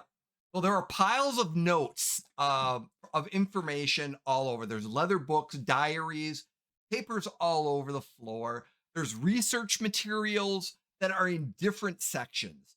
This was clearly, there's books, scrolls, some inks. It's very, very clear that this was the research area that the whiz-bangs were using to look at where the shards are and try to collect the shards. There's a list of cities, a piece of paper that has a list of cities. There's several maps all over. Brynn actually rolled up 2 maps so she can undo them. But there's a diary, there's a collection of just papers. But Aviro, you get the sense that you are looking, whoever was doing research didn't know how. It's like different silos of information that's not connected. And you would be like, this would be sitting down and just with books. I mean, there are like books and papers and it's a mess. And if someone went through it and just in general, it's a mess. and you would So- need a week to go through and pinpoint where everything is and actually figure out what everything is. You're Brynn would muted, go up Jim. and oh, you're muted, Jim. you're muted, Jim. You're muted, Jim. I was saying a normal person would take a week. This Correct. is I was Aviro just we gonna were say- talking about. Okay. I No, go no, no, up no, no, behind no. it. Oh, A Vero would take a week. Oh, A it's normal really bad. person would be 2 weeks a month. or 3. So I would go you up visit. behind Aviro Oh, go and ahead. I would pat him on the shoulder and I'd be like, so I figured if anybody could make sense out of that, it would So probably be you. when you glance up at him, you see his initial reaction is one of pure joy, and then it instantly turns to one of pure confusion, and then after that, instantly turns to one of rage. Is This his- is ridiculous. Is and he his imme- mouth hanging open at any point? Yeah. Can I do the Looney Tunes thing where I go like, yeah, that's the rage. I want that so much. She puts it up. This is ridiculous. How unorganized can you possibly be? This is incredibly undisciplined. And he immediately starts to organize. And as he goes into a storm, Mhm. Brynn smiles and leaves the room. I want to go get drinks. So as a Vero, you find a diary and some Okay. letters that were in the diary. Aviro, Brynn, and Glastoc. Please open the letters that you found. Because these are The the ones which stuck. ones? All 3 of you will read all of them because they are stuck inside the diary. And it's very clear that based off of some of the information, somebody has been writing to them through the whiz banks, helping them with their research. And Sebastian shit. had given them a lot of information as well. So So- these diary entries concern these pieces of paper. So the diary entries are different. Those pieces of paper Oh. are letters they received and got stuck in the diary. They're Just put in the diary. Just put in the They have diary. nothing- The okay, diary is okay. talking about one of the characters named Ren, and there's the whiz bangs of Ren, Gwen, and Dalian are trying to figure out what to do, and they've been receiving some help about the research. And they went to one location. They received some help from a wizard that they know, and some others said some letters have been coming in, and they talk about how they went to try to find a shard. They found it, but the blue elms were there, and they kidnapped. They ended up stealing the shard from them, and they came back. They're doing more research. I Mm. have Go a ahead question and- from Yep. because we're all together. Is this perhaps like later in the day after they've settled a little bit and we More or all less. kind of come back together and Brynn, I imagine, is hanging out like in a puffy chair in this lounge and she's sitting upside down, like with her feet up on the back of it and just sort of like So it's And- more like Aviro finds it, reads it, and then shares it with the rest of you. And Oh, it's just gotcha, kind okay. of like, but I wanted to share that everyone gets to read. Yay. Yay. So Can I Aviro. go first? Yeah, please, Aviro Brynn. first. He found it. No, Aviro found it first. Yep. Him. It doesn't So, matter. do I- They're all the same. So I read 4A. Do I read 4A? Yeah, read 4A. 4A says. Oh, note wait a minute. 4. No, I'm sorry. There's a different. You have still 2 letters, right? Yeah, it's one that says letters found in the Whizbang diary. Yeah, not the other one. I guess I'll just have to go ahead and start. Here we go. Fire. Oh, so Brynn she is hanging out and she's just like looking. It's fire reveals the truth. In your quest, you will face many challenges. Remember this, for it will save your lives one day. Know that you are doing the God's work and helping us. Do not worry. You will have the energy and goodness to prevail in the end. Know that this information is sad to hear. The southeastern star points have been found already. Schmaltmarsh is not for certain, but all info says it's not there. Dio me who goes back to good will bring a form of hate. Boo Master? Bow Master? The handwriting is terrible. Who's next? Go ahead, Mike. Jeff. So this is through this. Vero has come down Hmm. later in the evening, and he's eating a bowl of some kind of whatever they're eating, some kind of fruit salad. Fruit Yeah, Loops, of course. yeah, You're whatever they still find. you're kind of still at the inn, yeah, or not the inn, but you're at the house. Yeah. House. So The he frat comes house. down for whatever his dinner break is, and he brings these letters. So through mouthfuls of food, Fire reveals the truth. In your quest, you will face many challenges. Remember this, for it will save your lives one day. Know that you are doing good work and helping us. Do not worry. Times may be hard, but you will have the energy and goodness to prevail. Well, that's awfully nice. When you seek out the tavern on the edge of midnight, know that you will need to be able to cast high-level magic. Tavern has been the death of so many. 1 who goes back to good will bring a form of hate. Boomaster. 1 moment, I'm sorry. The one who goes back to good. This is terrible handwriting. You're right. The one who goes back to good will bring a form of hate. Boomaster. E1. Interesting. Glastoc, what does yours say? Well, so far, every letter has started off the same. So it starts off with fire reveals the truth in your quest, blah, blah, blah. And it goes through the lines where it says, do not worry. Glastoc reads that off. Fire reveals truth. Yeah, he's basically paraphrasing because he's already heard the two of you say the exact same things twice. Right. But here's where his is different. The Hollow Mountains have many dangers awaiting you. The Rune Lords could still be slumbering. Use caution. And then it has the same ending with the one who goes back to good will bring a form of hate, Boo Master. Oh, I'm sorry, wait. Boo Master, because there's 3 O's. There's very many O's. Yes, very many O's. Well, I don't know what the hell any of that means. Does Temin have one? Like, take another sip. No, unfortunately. Temin doesn't have one. So, Sorry, Aviro, Temin. you figure out, like I said, they're doing research to find the shards.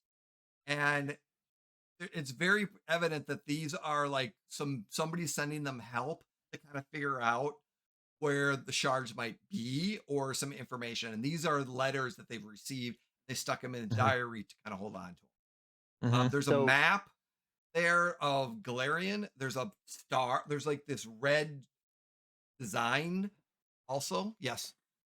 Do I recognize this handwriting? No. Okay, so let's concentrate on the second to last paragraphs for each of us. So what did Brynn say? Know that this information is sad to hear. The southeastern star points have already been found. Schmaltmarsh is not for certain, but all info says it's not there. Okay. Aviro opens up the Wayfinder and looks at the southeast. Are there pieces where It's the southeast? empty right now. Empty. Give me a perception check, though, Aviro. Tim, and give me a perception check as you're listening to this. Natural 1. Oh, yay. Good time. Yes. Natural 1. For a total of 14, but natural 1. That doesn't matter. It does, actually. It does in this game, but I have a 26 on my perception. Tim, and as you're Hell looking yes. around, there is a map that has this unique design. You've never really seen it before, but oh, by the way, if you look at Roll20 right now. Okay. This is what I was wondering. Yep. So Temin is over as everybody is reading their things over. Temin's over with Cinnamon, and he's like kind of bent down, and he's like talking with Cinnamon. He's like, and then the bears came when they came home, and they went, and there was the mommy bear, and the mama bear said, "Someone's been sleeping in my bed," and the daddy bear said, "Someone's been sleeping in my bed," and then the baby bear, he says, "Someone's been in it, still there," and there was this evil, wicked little blonde-haired hey, I found this map. I was going to use it to wipe up. Sorry, Cinnamon had an accident, but I was going to wipe that up, but I found this map. It's got a kind of weird thing on it. Sounds like what maybe you guys have been talking about. You want to take a look? what sort of weird thing? Have I already? It's got like 1, 2, 3, 4, 5, like 5, 6 lines coming off it. It's like a star, but backwards, and it goes out and well, here, just take a look. And you'll hand the map over. And he holds it up and he shows. Not a surprise to Brynn. She's already seen this. She saw it in her very, very brief examination of the school-ish room. So Vera, whoa, that's a lot of info. Wow. Oh, that did not go well. That's what you call an info. What's all that? That was something else. I'm gonna have to. Don't look. No, you can look, but it didn't go well. So I'm gonna put it in Discord because it did not go well in chat. Oh my God. Brynn would go, oh, wait, Aviro, let me see the Wayfinder real quick. And Brynn would open it up. He mage hands it over to you. Oh, jeez. Brynn would open it up and she would look and she would count how many slots there are. 12. Oh, I'll bet $1,000,000 gold that each one of these slots is to be found at each one of these points. Yes, Bryn, you're just working that out. It's rather obvious. Well, fuck off, Aviro. Gods. One great thing in my life.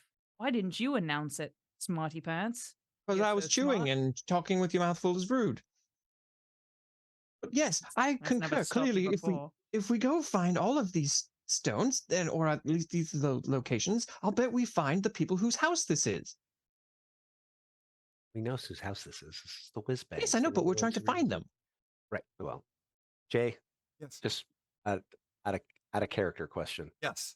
Looking at the list, Mm-hmm. is that blue text that's next to some of the things like written on the map? Yeah. Okay. Mm. So we can assume now switching to Glastoc. So we can assume that the one that says done whizbangs, which is Sandpoint, is the one that's currently here, and the BMs were here to steal it. Possibly. And you find another map, and if who's you look Gwyn? at roll 20, you will see another map. Okay. Do we know who Gwyn is? Gwen is the barbarian female of the Whizbangs, and her Okay, it's picture one is of the- she's one of the Okay, Whizbangs. so it's one of the whizbangs. Okay. So technically they've done 2. They did Brynwall Castle and they did Sandpoint. And the Blue M's have also done 2, but there's a third one that says that they stole it. So I don't know we don't know what that necessarily means. I want to go over, is the corpse of the ratkin still laying over there? Yeah. I want to go over and search his shit. Okay. I realize I didn't do that yet. He's starting to smell. And before he starts smelling too much worse, Brynn wants He's to got search all some of his shit. poison. He's got a poison vial. He's got armor, rapier, a potion of no, he used his potion of invisibility already. And then that's it. So he hadn't stolen anything because he was searching and he couldn't find it because the Wayfinder, because it was under a whole bunch of papers and on the floor under the desk, and that's when you kicked it in. Hey, Gnome. Do you want any of this stuff? I know your rangers tend to use some of this. The potion of invisibility, poisons. You could set some traps. I don't know. Me? Yeah, Temin? No, the other. T-E-M-M-E-N? Unless you just want me to call you like elf or whatever. I mean, if you want to go that way, that's fine. You call me an elf, I'll snap you like a toothpick. Sorry, Temmin. T-E-M-M-A-N. Yeah, no problem. No problem, Brynn brought me, but it's fine. I thought the Pathfinders had a little more politeness, but I'm sorry. It must be my bad. I know you've been taking it tough today. Yeah, well, maybe they do. I don't. I'm not one of them anymore. Oh, all right. Why not, Bryn? Chomp, chomp, chomp. It's a very long story, Aviro. I don't know if you want to sit and listen to the whole thing. Thank you for your honesty. I appreciate that. I do not actually want to listen to a long story right now. And he gets up and he goes back to the library or the study to keep researching. Brynn rolls her eyes and puts her feet up on a table and is like, I thought not.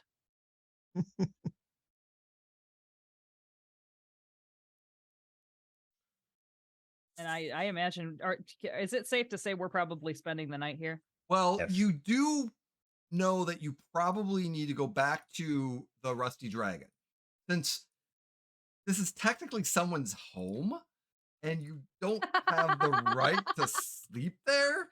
So you might, if they come back, you could Did do a good amount of damage. Yeah. By the way, there were about 4 items you found. There's a potion called Green Wormling Breath Potion, a poison, a chime of opening, and some boots of bouncing. Bounding? Bounding, excuse me. Yes. Well, we should probably not wait for the current occupants of this house to get back. We broke out 2 of their windows and did a little more damage than that, and Aviro's done God knows what to that study. And you probably can should get out. gather the stuff up, Aviro, that you want and bring it back, or you can leave it here, get permission. He has that recall thing where he can anything he's Yeah. seen, he Oh can my reconjure. So all he has to do God. is look at it. Perfect. And then he's got All right. got that. And then you can do Copy. but yeah, Sebastian probably want to know that Timon's been safe as well. So Yeah. Well, and Brynn would kind of raise up, and she sounds like an old man getting out of a lazy boy. And she's just like, "Ugh, well, I think we should probably head out. Okay? Yeah, sure. It sounds fine to me. Hey, look, I'm sorry. I feel like we got off on the wrong foot like a couple of times. And I just wanna apologize and try to like start again. Are you okay with that? Yeah. Sure. And Brynn would All put right, out this is- Brynn would put out her hand. Put down her hand. He reaches up. He says, "This is Cinnamon, by the way." Vero steps behind Brynn. Oh, what's its name? Cinnamon. It's the There we Cinnamon. go. Cinnamon! And Brynn would like drop down onto her knees and just be like giving him her scritches and She- just like Yeah, it's a she. It's a her. giving her scritches, be like, "Oh, aren't you just the prettiest lady?" And she would just be scritching Cinnamon under the chin and scritching her belly, and oh my God. I need Vero yeah. across the Aviro, room. Brynn, and Glastoc to give me an intelligence roll. So a D1, a D20 plus your intelligence modifier. Brynn, you get +4 on your roll. Yeah, normally she would stay back, at my kind of my in the swamps place I have. But her brother had died about 2 months ago. And so now she's traveling with me. But she's a good girl, aren't you? You're such a good little girl. Brynn, By what did now, you roll? Brynn is like hugging Cinnamon. Brynn, what and, did you roll? I got a 9 only. I was gonna Okay. ask, have I accumulated a hero point Yes. somewhere Yes, you in have. here? Reroll that. Reroll. I've Reroll got that. to reroll that. Aviro, Okay. what was yours?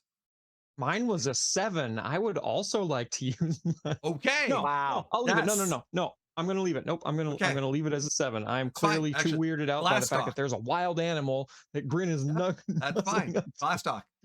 I got a 13. Okay. Brynn, That's sound better. 14. 14. Brynn, as you're cuddling with this thing, it looks very familiar. You've seen a bear like this before. Unfortunately, it was eaten or half eaten the last time you saw it because Rocky pulled a bear out. Oh God! When Damon, Yeah. how long ago did you say It's a the? good girl.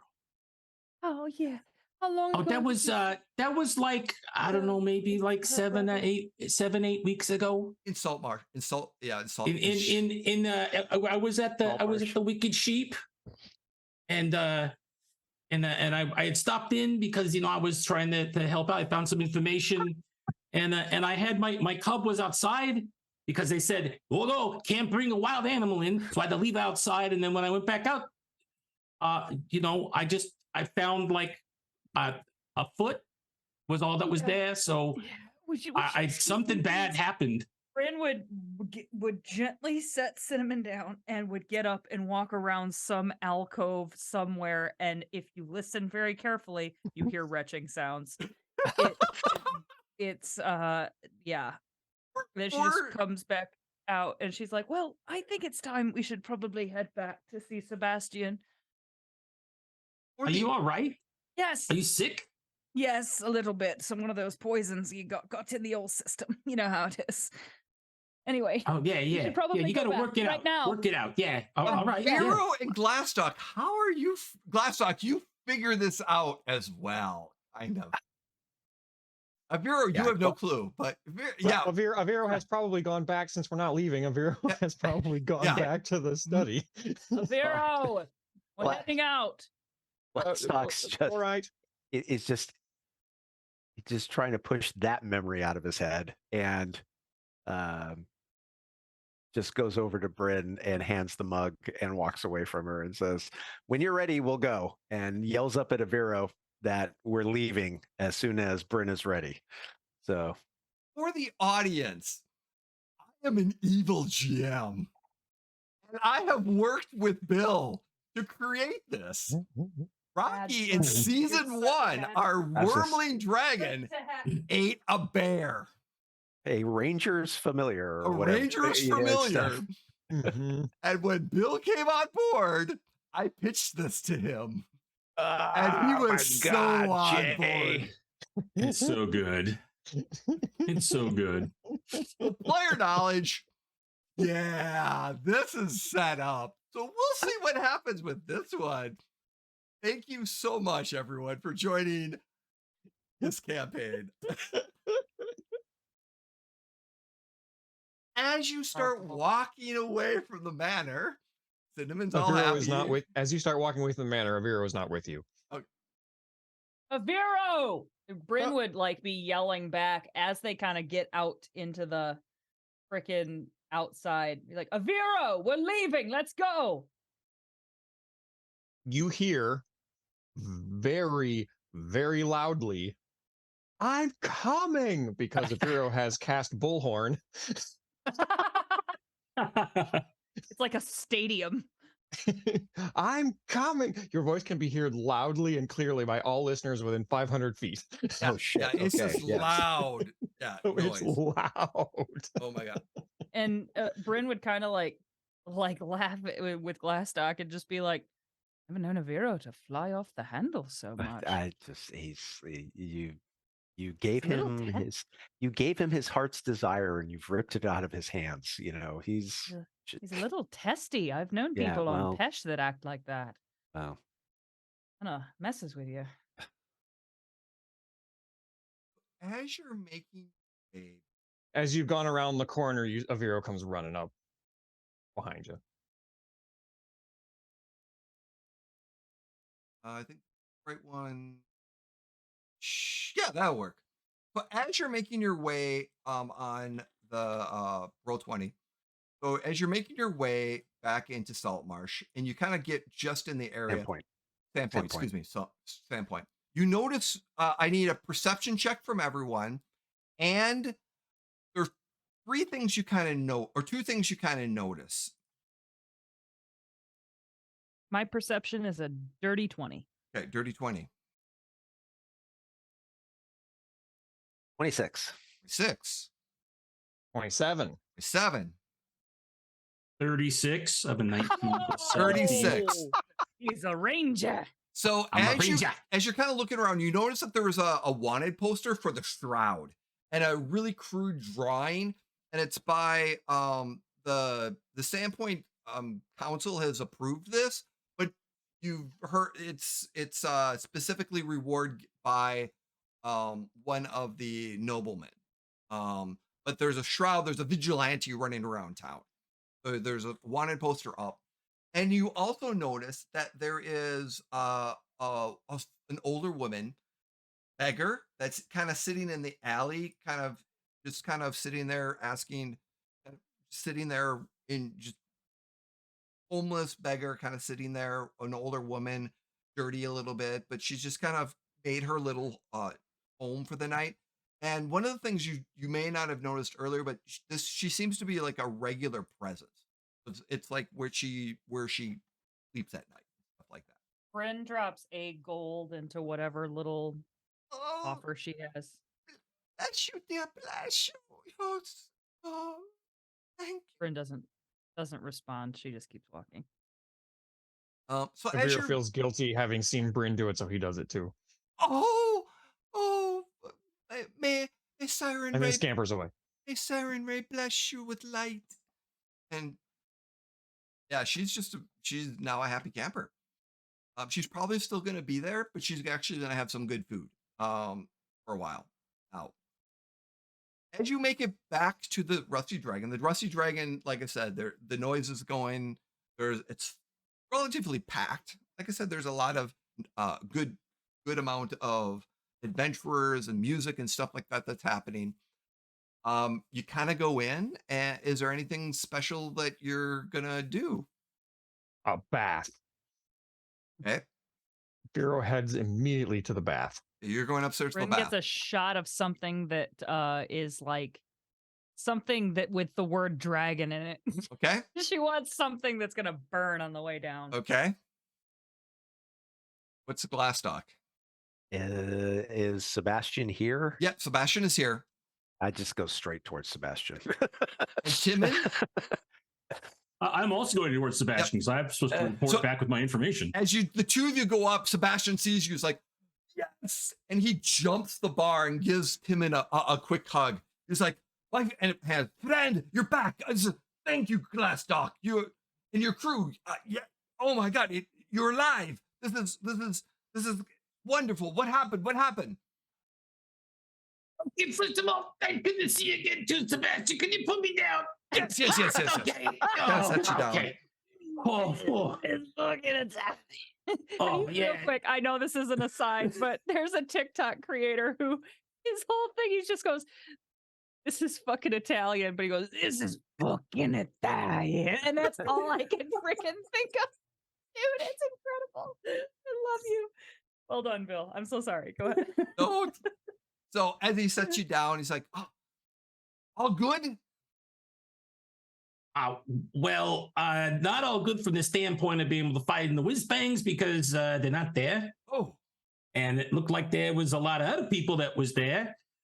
Namely, you know, the I don't know, the blue meanies, whatever they are, the guys with the M. it's Blue M's, yeah. Yeah, those guys, the monster guys. Yeah, they were there. They came in. Oh, by the way, I don't know if one of the whiz bangs was growing it or what happened, but the whole attic area is just like a giant jungle of death up there at this point. Oh. That's how I got caught by a giant plant. But then Glastoc and Aviro and Brynn, thank you for sending them because I would have been a goner for sure. Yeah. Gnome fertilizer is probably not something they would have been good. No. So, well, we'll make sure and keep people away from the house to make sure that, you know, no other issues kind of come in. And I'm so glad you see you. Drinks, food, you know, but natural ones. Your stay is on me. So great job. You'll be able to stay here for as long as you need. No charge. Brynn would tap the rim of her glass and she would like tap the rim of her glass, thumb over as he says everything's on me, and then One per night. more. One per night on alcohol. Dinner, meals, 3 meals, 1 drink per meal. Cheaps. I gotta make money too.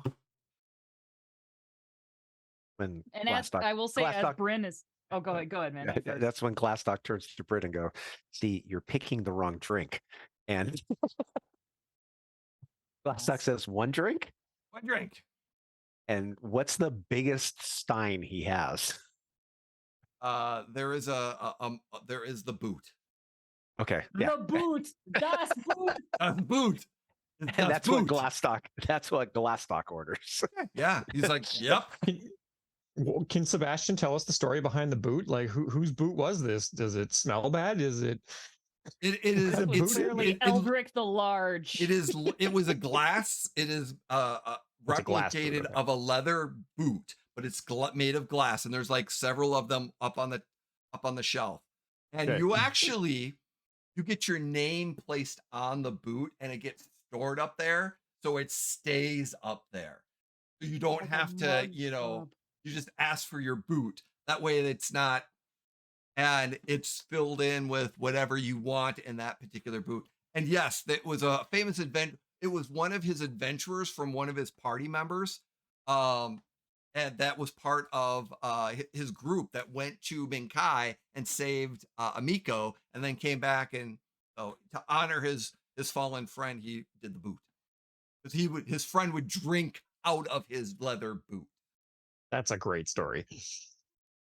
As Brynn is sitting at the bar and brooding, Mhm. as you do, she would kind of No, be as she does. as she does, pretty much, she would kind of be just sitting there, and as she's trying to like savor her tiny drink, she would kind of be like rubbing at her hand where she has her Pathfinder Society mark. And it's always covered, like she always has some kind of a hand wrap on, so it's very seldom visible, but she is rubbing it where that is, and she's just kind of like lost in thought.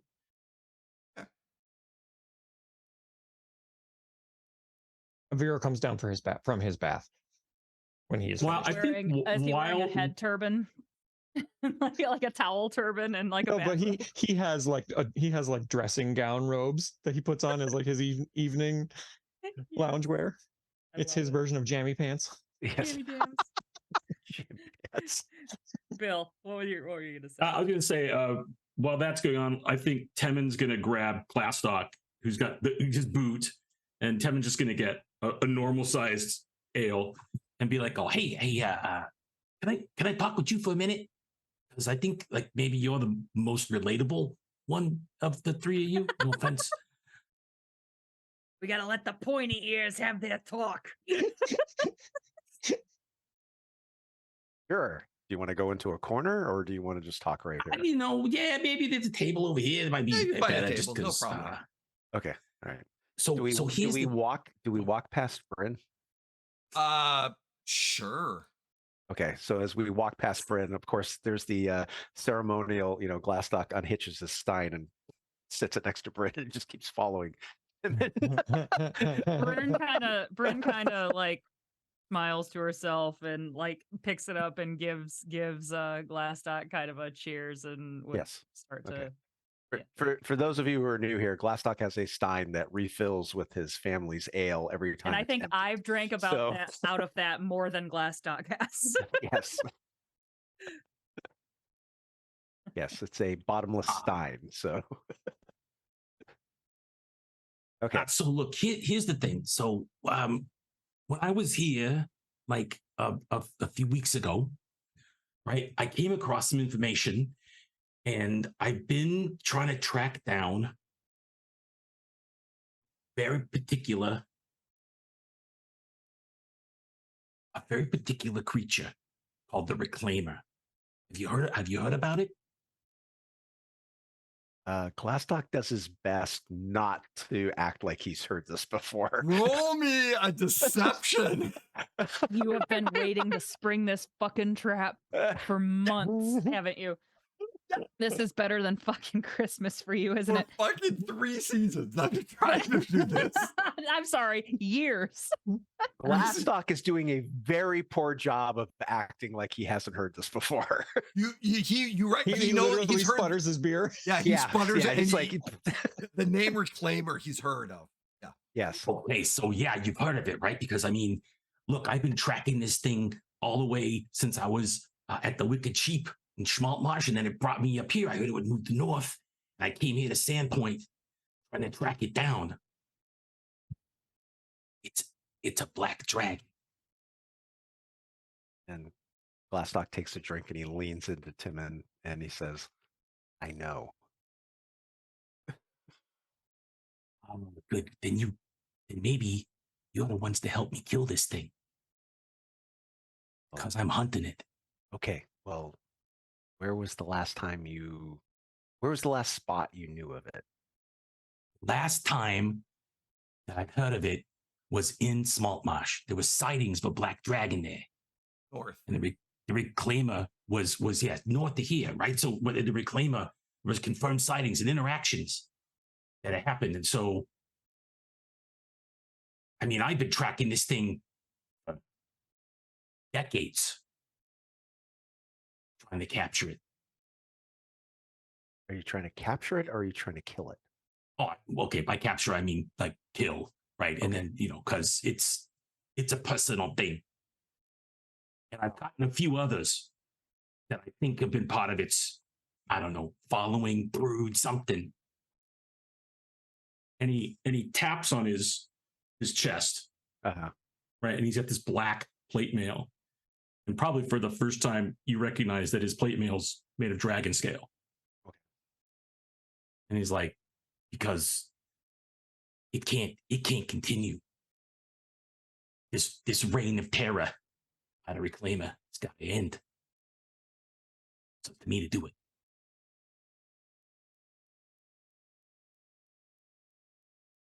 Glastoc's going to take another drink. And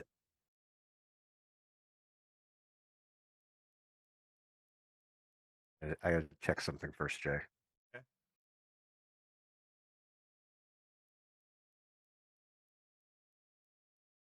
Fuck you, Jay. Yes. No. Remember season 1? I said when the GM, one of the players is going to say "fuck you, GM," "fuck you, Jay," and we have finally had it. In fucking incredible. Glastoc's gonna lean into Timon and as he kind of glances around, and specifically he's gonna glance towards Brynn and then back to Timon, and he's just gonna look him square in the eye and he's gonna say, "What would you say if I told you we're on the same mission?" Say that fates have brought us together for a reason, then. Because we also have been hunting this thing, but not for reasons that I can divulge at this time. All right, probably Pathfinder business. I don't believe that she's not into Pathfinder. Nobody gets out of the Pathfinders. Not from what I've heard. I get it. I understand. Let's just say our fates were we were fated to cross paths at this point because of this. And I don't use this term lightly, and we don't know each other very well, but you've obviously heard the term, enemy of my enemy is my friend. Oh, yeah, sure. Okay, let's just leave it at that at this moment. All right. So are we keeping it between us? Should we go do I bring Brynn and Aviro into the loop? No. That if anybody is going to bring Brynn and Aviro into the loop, it's going to have to be me, because if it comes from you, it may come across not confrontational, but competitive, if you know what I mean. Oh yeah. Sure. No, I get it. Look, I mean, I gotta. And he kind of looks over at Brynn. He's like, Brynn looks especially muscular right now. You can see the bulges in Brynn's arm through the. She picks up the stein, and you just see a little bit of a shadow in the bicep area, and it's like, it's like she's flexing on purpose. Poof, poof. She's like, oh, let me just get. Look, I got a lot of respect for anybody that's in the Pathfinders because they're tenacious, right? And you could see it when we were in that fight. Like, she would not give up. So I think maybe there's some of that. Maybe I get it. I think you're absolutely right, the Glastoc. Like, there might be some natural competitiveness that's there underneath the surface, like a tension. So it's good. It's good. I'll let you handle it. Okay. It's for the best. It's like shit. I don't have anything on my person that would identify the fact that we had Rocky, other than whatever happened to the backpack? I still have the backpack. Okay. but it all right. transformed, right? Like it's not. You can still transform back and forth, Okay. but it Okay, doesn't yeah. open to the cave. Right. Okay. That's what it was. Okay. So you I still mean, I'm have- not. Okay. I'm not like. I was thinking like some small token that would represent. We don't like, have any dragon teeth on our right. people. Yeah. Nope. Something like that. Yeah. Nope, nothing like that. I mean, if anybody's got a baby dragon tooth, it would be Brynn. But 100%. And it yeah. would be with the intention of trading it out for money and putting it under his pillow. right. Exactly. You know. So yeah, I think this is something best between you and I right now. All right. Well, you let me know once you've let them know. That's Oh fine. no. I'll Yeah. leave it. I leave it to you. Yeah. And But at this point, I don't know where our paths, if our paths are going to diverge at this point. And I'm trying to, this is between me and you, Jay. Mm-hmm. I'm trying to think of some way where we can stay in contact with Timon. And I'm assuming Aviro and his letters might be a way to do that. There's also sending stones, which Okay. are probably the easiest way. Okay. So there is potential ways to stay in contact with him. Oh yeah. Okay. So yeah, it's one of those things where in talking with Timon, then so Glastoc will be, if our paths are going to split, either now or in the near future, I think it's best that you and I stay in contact to keep each Okay, other yeah. updated on any information that we come across. sure, yeah. Like at some point, I mean, I don't know what you all are doing next. I'm happy to hang out, but I'm following what leads I can find, and I'm a little dead ended right now. But Yeah. Well, look, I think staying in touch, that's a good idea. yeah, I think our next plans of action are probably going to be revolving around the whiz bangs and any other information that Sebastian gives either you or us or both of us at the same time. So, but Sorry. I'll just say that we have other points of contact who are working with us, and basically I'm not trying to fool him, but Mm-hmm. let him know that this is like we have other sources of information. So, I mean, we've got what we're Joshua's and Robo's characters and Palico and Pelico and Goblin. Palaco and Goblin. Yeah. So we have other points of contact that are working with us on this. So Do you mention their names or just say that? he just says that. He doesn't mention any names. Okay. Do So- you say Teleco? No. Because... No. Well, yeah. He's like, no, I get that. Yeah. It's good to have like a lot of people in the network to do it. Yeah, I got it. Yeah. And we're not trackers. See, that's why I can help. That's why I can help you out. That's what I am. That's what I do. Yeah, exactly. And that's what I'm looking for in building our network to find this creature and stop it. Right. Look, I'm pretty exhausted because I get that. I mean, I've eaten as much as I can. I'm pretty full, but I'm still sleepy from not eating Oh, and no, the plant and yeah, the fight. no. And the, I'm gonna get Cinnamon and get a room. I gotta fight Sebastian. Probably have to pay him a little extra, but I'm not gonna leave a little bit about. No, you can. Yeah, because of the situation. Yeah, so- Cinnamon joins yeah. you in your single room. Yeah. Yeah. So I'm gonna go up. I guess I'll see maybe for breakfast. See all of you. Yeah. And okay, great. All right, Breakfast good. tomorrow. Yeah, thanks. Maybe Thanks, not Glastoc. Thanks. Maybe not Aviro, but yes, Brynn and I will be here for breakfast. So All right. Yeah, he seems delicate. Yeah. that's putting it lightly. All right. And Temin will like put a hand out and shake Glastoc's hand, and then he'll take Cinnamon and go up to the room and pass the F out.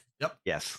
Oh yeah. Yeah, After definitely. 3 days hanging upside down. Yeah. And Sebastian is imagine as very you happy to carry- see you. As you carry Cinnamon, it's like, no pun intended, like a bear hug, and Cinnamon's just like, like, Jay. like a cat. Yes, Aviro. Yeah. When we have a second, can we see the action over at Aviro and Brynn Yeah. as they're having their conversation? Yeah, please do. Oh, So in the Aviro- background, the Yeah. conversation is still Yeah. happening. So You can see while he takes him over, that's Aviro so comes fucking over. cool. Yep. Go Aviro for comes it. over with his bowl and he sits down and he's eating his whatever the supper is, and Brynn's got You know, for being so Glastoc. thin, you eat all the time. I'm hungry. Have you had any? I've had plenty, thank you. Brynn, Yeah, Vera. why didn't you tell me you were a Pathfinder? Glastoc knew, didn't he? Yes, he did. I'm sorry, Aviro. Why don't you want like me? Aviro. I like you. Aviro, I love you like a brother. You like Glastoc more. No. No. Aviro, it's just different. You're like my brother, and well, shit, he's practically like my dad. More of a dad He to me is than my sort of dad was. dad-like. Yes, he's a better dad than my dad was. So, I love you both, but, you know, I tell him things that I don't always tell you right away. Don't take offense. It's I love you no less. All I right. promise. I didn't want to talk about it because I'm self-conscious about it, Aviro. What do you have to be self-conscious about? You're brave and you're strong and nothing ever scares you. What do you have to be self-confident about? Aviro, a lot of shit scares me. Very, very much. With the Pathfinders, as far as they're concerned, I'm very scared of them. And what they can do, and the reason I don't like to talk about them is because I'm not one of them anymore. And very often Pathfinders are Pathfinders until, you know, and what happened to me doesn't happen very often, and it's kind of, well, I got expelled. And that doesn't, And that makes him start. I know. You academics, the E word is terrifying. But for me, it was the better alternative because the other one was my head on a spike. So, and I don't like to talk about it. It's about the biggest failure in my life. All right. But I'm going to tell you about my biggest failure in my life so that maybe you'll feel better about it to know that other people have failed too. You first. On my final exam in rudimentary magical quantum theory in my first semester at school, I got an unsatisfactory mark. Oh, Vera. Oh, I can see why that would just eat away at you. It was my first term there, and I was supposed to be this, well, my mother always said prodigy, but I don't think that's entirely true. But I was the youngest to ever attend that school. And I got an unsatisfactory in a rudimentary course. But my mom said that it's only a mistake if you don't do anything about it. So I retook the exam and got an exemplary.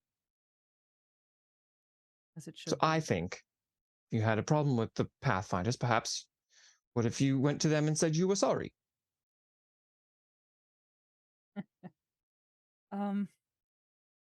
I wasn't sorry, is the problem with that. And I told them so. And that was part of the reason why. Oh, So you talk back to the teacher. No, not exactly. Aviro, not exactly. I got into a fight. It was not just a fight. Another Pathfinder tried to have me killed, and I found out about it, and you can imagine how that went. I can indeed. You made the right decision, to be perfectly honest. I don't understand why people want to be one of these Pathfinders to begin with. They are thugs. They are ruthless. They No, are they're not. cruel. No, They they're are not. too. They brand you. My older brother Sigmund said that the Pathfinders brand themselves. What kind? How is Brynwood that not pull a her cult? sleeve down, How is and that not a cult? Aviro, I mean, you must have done it as well. They don't let you join unless you take the irons, he said. Yep. And Bryn would just like flash her thing, and she would say, Aviro, the Pathfinders are a noble society, and they do good, and they arc towards justice. And it's a group I wanted to be a part of. There's some bad ones, as with any society, I imagine, and that said, even with the bad ones, you're not supposed to draw steel against another Pathfinder, and I knew that, and I did it anyway. But if he had tried to have you killed, then it was just self-defense. I don't understand why they wouldn't understand and let you back in. And that is the rub. Would you like me to talk to them? No, Aviro. Are you sure? No. Yes. I can be very persuasive. I'm not supposed to tell anybody, Aviro. I'm not supposed to tell anybody what I was or why what I didn't am. you say so? And he I seems told Glastoc, and I knew you'd be pissed. If you just, I would have understood. I can't tell you. Fair's fair. I've made pinky swears as well. Listen, I understand. Aviro, after you told me about your grave failure, I felt it only fair. He appears very pleased with himself. Okay. And she would smile, and she would like put her hand on his shoulder and kind of like just there's a reassurance there, and there's a thankfulness there in her general vibe right now. And at that moment, Temin walks by with Cinnamon, and Aviro Yes, immediately shoves God. back from the It's from the perfect. table. It's so perfect. Yep. That's great. Yep. So, Aviro, your bath is ready. You're gonna go upstairs, get your bath, go to bed. Brynn and Glastoc, anything else tonight before bed? Bryn doesn't know jack shit. So You're muted, Glastoc. No. Oh, yeah. Okay. So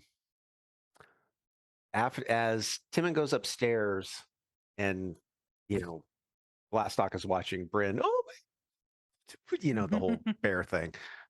He waits until Timon is all the way upstairs. Mm-hmm. And as he gets up, he's gonna walk by the table and basically pick up the stein.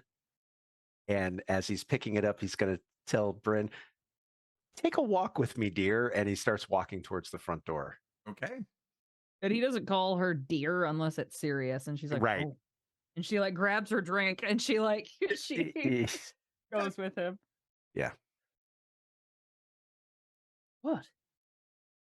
And Oh, by the way, Aviro knows I'm a Pathfinder now, or I was a Yeah. Pathfinder now, So, And so you can no secrets between okay, friends. Anyway. yeah, okay, yeah, no Yes. secrets. And basically he wants to keep walking You out can walk the and town. away. It's dark. Yeah, and away from the inn. You're getting And- your ground, and yeah. Okay. And basically, without even looking at Bryn, Glastoc's just going to say, Timon is hunting Rocky. And I imagine as they're walking, Bryn just Yeah. And that's when What? Glastoc holds the stein back out and keeps walking. Bryn pushes the stein away. Like, what? So he's For him, it's a revenge thing. I didn't go into detail with him. I basically told him that he's not looking for Rocky. He's looking for the Reclaimer. So he's looking for evil Rocky, for lack of a better term. Okay.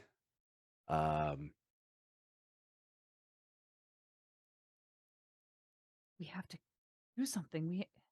Right. So here's what we're doing. So you understand. And you would see Brynn there when he says, "Here's what we're doing." You would see there's like a relief that kind of washes over Brynn. She does not have a plan or a direction, and she's relieved that he has a plan. Yeah. So basically, I'm telling Timon that we are also hunting this dragon, but we have our own reasons for doing it. And did you tell him a reason? Did you make one up? Okay. No. So he doesn't know why we're looking for him. Basically, I want to use Timon and his tracking ability to get some leads on where we can go. He doesn't have any right now. Okay, he's at kind of a dead end.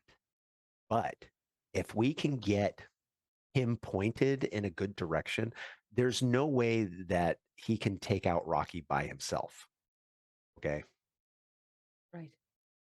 But if we can get a lead on where to go, maybe, and like I said, Timon is doing this for revenge. It's to him, he has a purpose for trying to kill this black dragon. Okay. Right.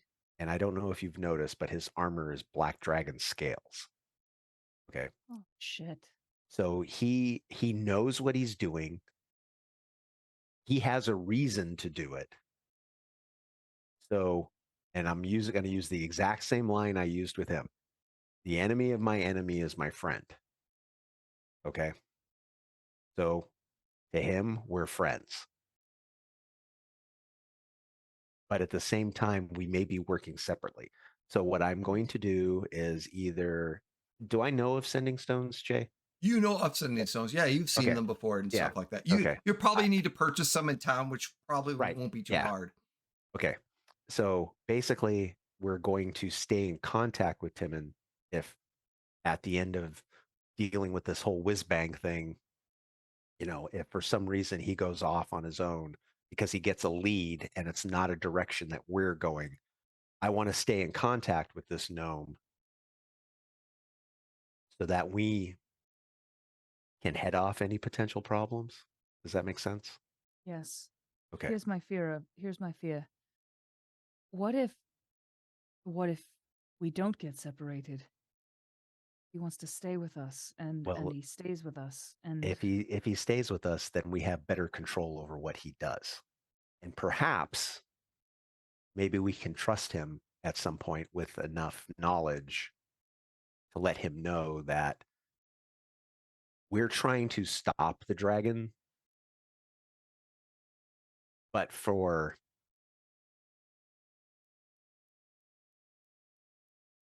good reason. I mean, we know that there's the potential for Rocky to be good because he was fated to be with us for a reason. This whole time you've been talking. Go ahead. Sorry. Yeah. I mean, we're not looking to take over Saltmarsh. We're not looking to take over Golarion. We're still adjusting to this new reality for ourselves. Okay. There's been a bunch of timey-wimey stuff. I hate using that term, but we're here for a reason, and that reason is Rocky. And whether or not we can reverse the historical stuff that we know is potentially going to happen, the only ones who can do that are you, Aviro, and I. And if Timon is a catalyst to make that happen, then I want to use him to do that. Better he be with us than off on his own. This whole time you've been talking about Emin, you see Brynn like subconsciously putting her hand on the hilt of her rapier. Right. and kind of like, and when you talk about like getting Rocky to turn good again and like possibly like floating that to Temin as like a reason to not kill him, Brynn is kind of like shaking her head. And she just kind of like sighs when you're done with this explanation, and she says, I know I don't have to explain to you, Glastoc, what the need for revenge does to a person. I know. And Don't think there will be any convincing him. I can't say yes or no at this point. We don't know him. And I don't know his total motivation. If we come upon Rocky with him, and the worst needs to happen. Look, Bryn, we've had this discussion before. Push comes to shove. If Rocky is going to be a weapon of evil, we had already determined the one who was going to have to end that, and it was going to have to be me. I don't 'Cause believe you're we not have gonna- had that discussion, Glastoc. Well, you can't, and Aviro won't. Okay? Fuck do you mean I can't? No, you've got too much. You're too emotionally involved with the dragon. Emotionally involved. And that's our advantage to turn him back. If anybody is going to do it, it's going to be you. Listen here, you fucker. Don't you use emotionally involved against me. Who the fuck do you think you are? I'm the only one who has his head on straight when it comes to a black dragon that could potentially wipe out the world. Straight. And I'm just a fucking waste. I'm just a No, fucking no, liability, right? No, you're not a liability. You're our advantage. Unless it should go south. Then get out of the way, Brynn. Let me handle this, right? Who the fuck do you think you are? Look, we have to do what we can do to try to head this problem off. Listen, it sounds like you have a plan. Yes, I have a plan, and I Good trust luck. you. Look, no. And here's the thing. We have had this discussion, okay, because this has come up before. There's nobody in this group I trust more than you with my life and Aviro's, okay?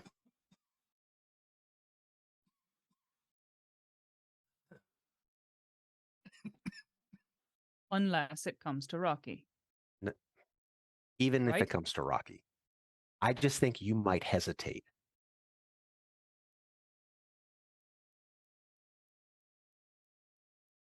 And See you I in the don't. morning, Glastoc.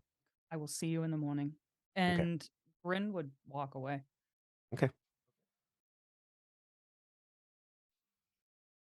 As Bryn, you go back in. Glastoc, are you gonna walk around for a while? If Bryn is heading straight back to the inn, Yep. he won't.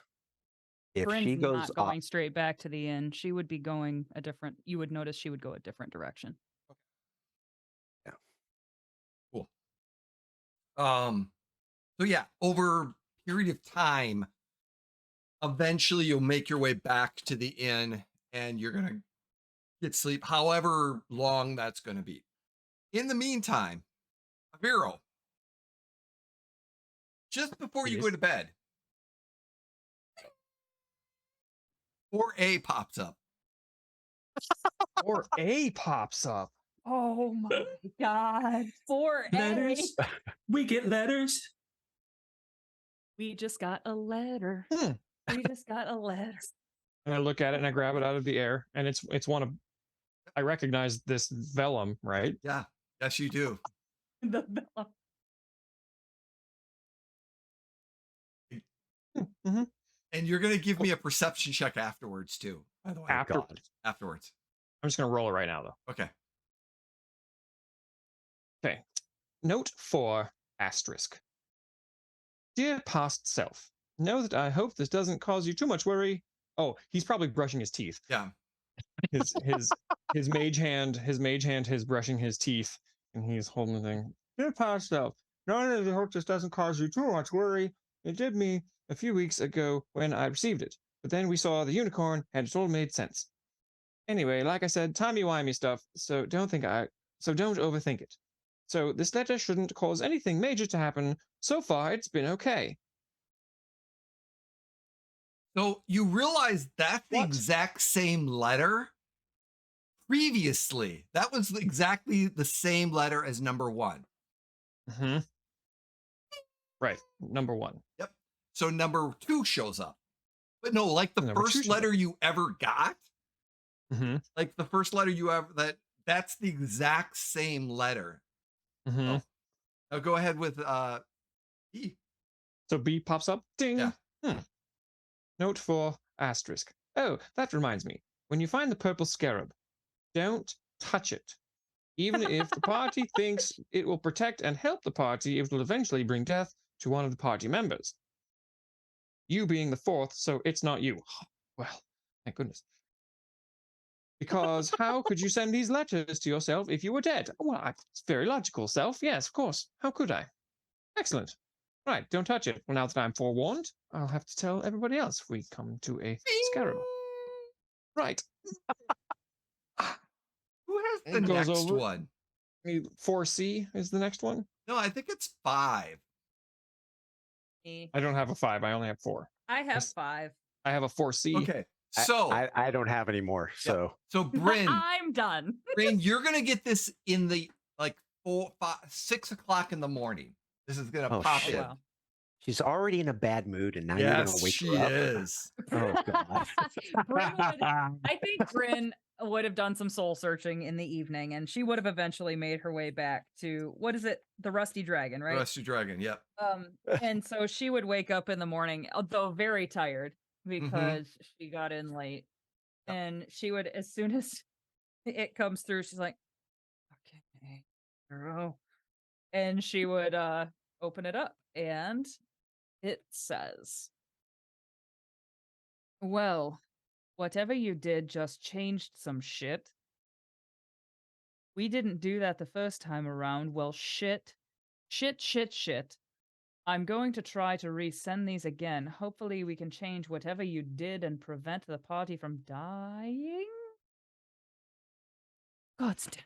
And she would like immediately start getting ready and like pretty quickly like pulling on her boots and pulling on her pants and pulling on her, and just kind of gathering her shit. And then like at 6:05 in the morning, you would hear at your door, Aviro.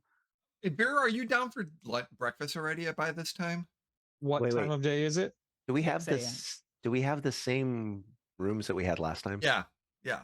So So the Aviro and door- Glastoc are in the same room. Right, It but the is- it door is is- unlocked because Brynn doesn't have a privy, so Yeah. she uses Oh, ours. right, Yep. right. Yep. So it is, you said it's 6 a.m.? 6 a.m. Yeah. Hero is dead to the world asleep. Yeah, that's right, Sleeping the sleeping. sleep of a teenager. Okay. Yep.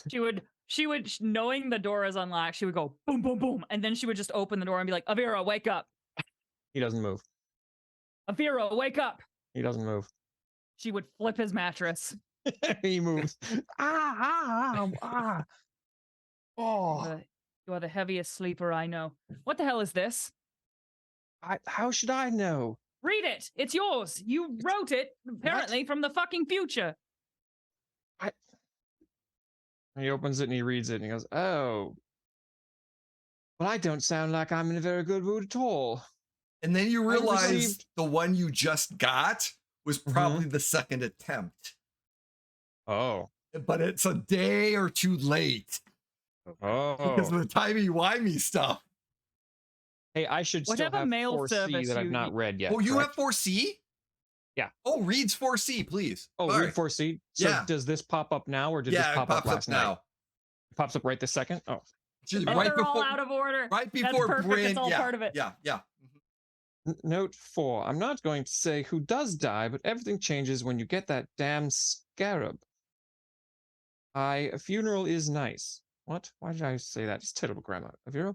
We did spend a lot of gold. Anyway, just something to know. Sincerely, your future crying self. Wait a minute. Your future crying self. Are we And I- going to fucking die? And that's when Brynn walks in. Yeah. Yeah, that's what as soon as you your future crying self, and then you just boof. Are we going to fucking die? Well, not if we don't touch it. That's what? The scarab that we apparently are going to find. Oh shit, that should be easy enough. That's just not touch the scarab. So don't touch the scarab, I guess. Not touching the scarab. Let's go Why get did you breakfast. flip my whole mattress? Because you never fucking wake up. Do you take some kind of a sleep aid? Well, no. I'm not used to sleeping, Brynn.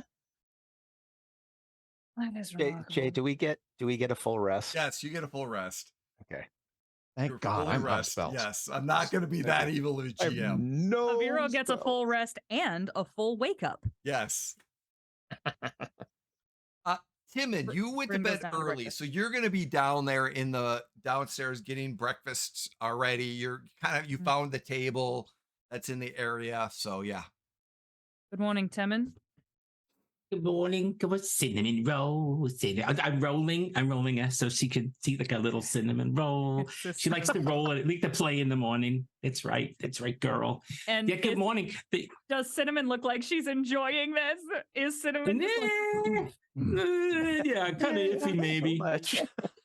oh my god, it's so cute. Brynn is just having a cup of coffee and it's just kind of like very tired, clearly, like visibly, but is just kind of enjoying watching the cinnamon roll game. Aviro is having some kind of porridge and is as far away from the bear as possible. Aviro, she's really nice. She's well trained. She's gonna grow up to be big and strong like her mother, and then I'm gonna ride her. That's my plan. We're gonna ride into battles together. Oh God. Aviro, through the and she's not forests. big and strong yet. Timon, Solace in that. yes, Oh, but it's are hot. you not Yeah, aware yeah. that that is a wild animal? Well, of course she's a wild animal, but she has a heart filled with love, and I spend so much time with her. I feel like a real connection with her, and I'm kind of the family that she's got now. So we're together. We're in it together. And she agrees to this? Yeah, don't you, girl? And he goes and scritches her underneath her big little slobbery jowls. Right.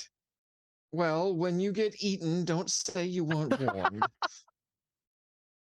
All right, well, I'm not going to get eaten. I'm going to be over here where I will also not get eaten because I'm out of biting range. Brynn starts laughing and be like, he would barely even be a snack to a full-grown bear.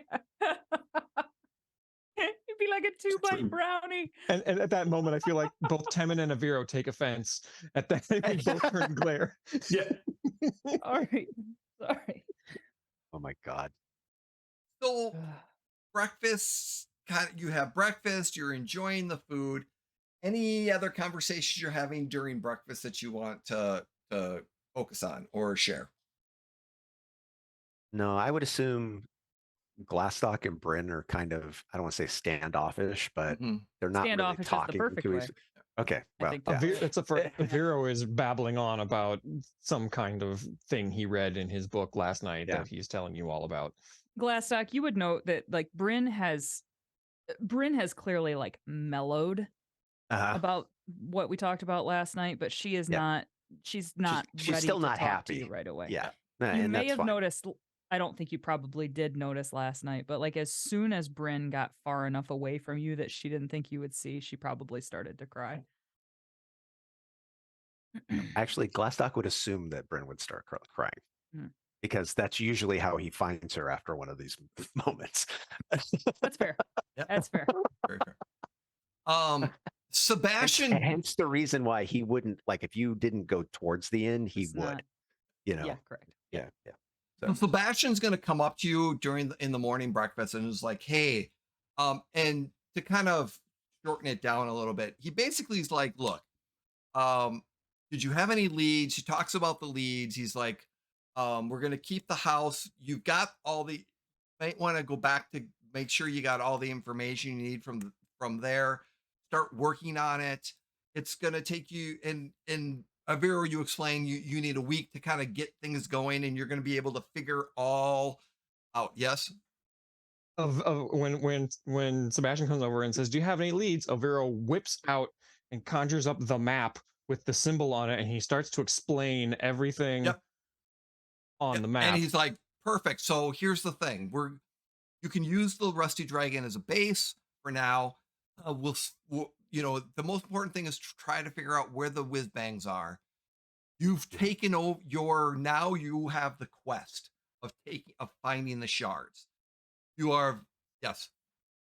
I do have one question for you, Yes. though, Sebastian. How much does a window cost to replace and repair? Why? Well, I would like to pay for the replacement of the window that we broke while we were at the whiz bangs. I'll take care Windows. of it. I'll take care of it. Well, allow us to. You're on a mission from There's a deity. 2 windows that need to be replaced. You're on a Oh, there's mission. 2 windows. Well, allow us to do one of them.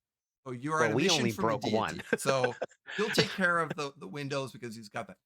And he goes into the talk about Narni and the druid Narni and the orphanage outside of Sandpoint, and that the shards are for her rebirth and collecting them to bring her back as a good deity, and the blue M's are trying to collect them to bring back an evil deity. So, finding the shards and things like that, you're going to figure out in the information, and it's going to, like I said, take you a week. And then while the group is there, the group can learn about Sandpoint in that week as well. So you're going to be fed and you're going to be looking at leads and trying to figure out where the whiz bangs are. You're taking over the quest of the Narni shards, and that's where the map is. You have to get certain levels to be able to accomplish, because some of them are harder than others. You're going to figure that out. So over time, we're going to get a little bit more in detail. Which one has the blue scarab? So we have to stay away from it. You don't know yet. Purple scarab. Whatever. You don't know yet. All the same shade. Yeah. Jay, Iridescent, so it's hard to Jay, tell in certain did you sun. just lay the groundwork for the rest of the season or for the rest of this whole damn story? Either. Jay, The rest of the season if it goes poorly. Jay, can you put the map back up that shows because I'm assuming like Aviro's already produced his version of the map. The star map? Yeah. Okay. So, and Sebastian goes, he's going to financially help you as well. So like, he knows, doing this is going to cost money and stuff like that. Timon, he's like, if you can help out, he would appreciate. It's up to the group to being able to work together on this too. And that, like I said, he was given a lot of information to be able to set this up. The entity that shared this with him is that this is what you are destined to do. So, and he's kind of laid out the groundwork, and he's here to help you. He got a lot of the books for the whiz bangs, but they didn't seem to be able to put together a lot of that stuff. So, Aviro, you're going to be like, yeah, it's going to take some time to be able to put it together. Can I make a knowledge religion check on this deity that they're bringing back?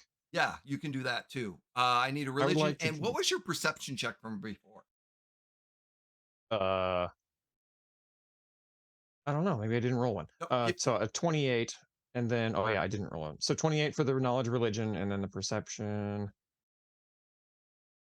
is 20. Okay. The 28, there is a deity. It's a sub deity of Sarenrae, and that's Denari. It's a Denari Na, and she basically was a dwarfing looking female druid. She sacrificed her life to steal something, at which point she was reincarnated as a druid, and she became human, more or less, or as a druid named Narni that ran an orphanage outside of town. The Blue M's killed her, and because of that, they ended up, because she died, she turned into more or less flower bed that is holding her essence, and the shards were part of how she became her. The shards were a gem that she basically gave her life to energized, and it broke into 12 pieces. Those 12 pieces were taken to different locations by her clerics and things of that nature for protection. Because if she ever died, she could be brought back as a good deity or an evil deity. And that's where all these shards are. And basically, people are collecting the shards. The whiz bangs were to collect them as a good to bring her back as a good deity. The blue M's are collecting them to bring her back as an The evil other way. deity. So Aviro proposes to the group, well, why don't we just go to the Church of Serenre and bring all of this stuff with us to them? Because obviously, if Serenre is the presiding deity of this entire thing, perhaps can't get we should involved. not get involved. Why can't they get involved? Because That there are seems ludicrous. rules of why she sacrificed herself. Saren Ray cannot get involved. And that's why all her followers have diminished over time. And yeah, there's a lot. And that's why the entity has charged you, the natural one. That makes Does- sense to me. Does I mean, it's like, I have to be us? think it should be us, Aviro, Why? It just seems so dangerous. because it's dangerous Why? and we can handle it. And it makes sense to me too that the deity can't get involved. I mean, it's if people really loved her as much as enough to Yes, make but her a don't we god. have more pressing matters with Rocky?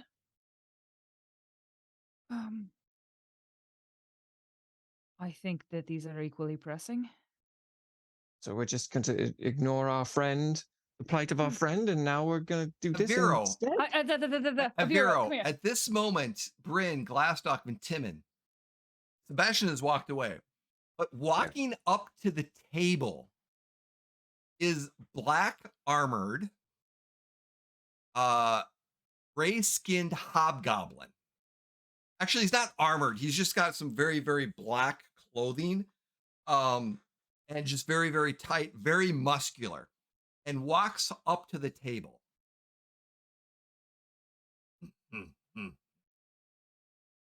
You adventurers, are you not?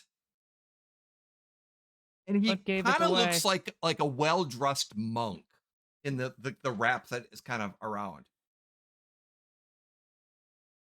No, actually, we're just travelers, that's all. Yes, thanks very much. Have a great day. Your pointy ears look tasty, as well as that half-elf. But that dwarf there and the gnome smell horrid.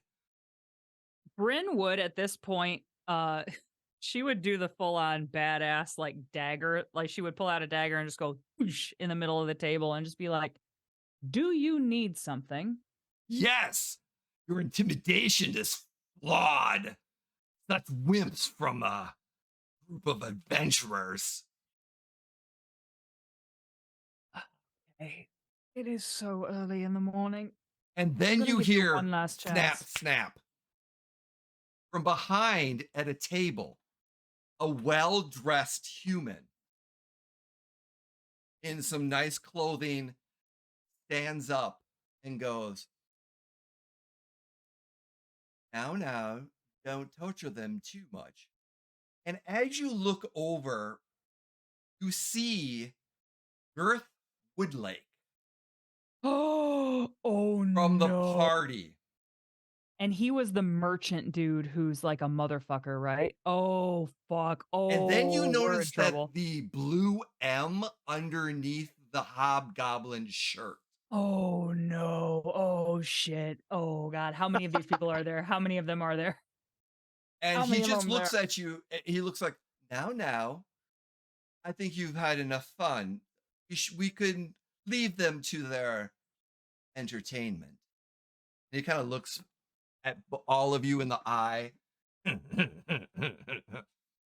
just kind of turns around and starts walking towards him. And Girth just kind of smiles. That's right. Enjoy your breakfast. I find that,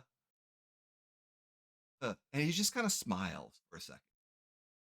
And as he's walking out the door, he stops, turns back around, and looks at the four of you.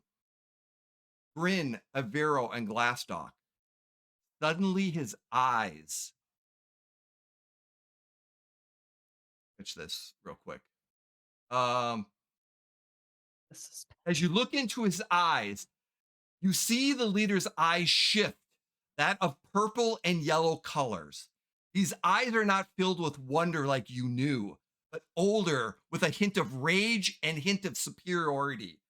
You all know these eyes as Rocky in human form.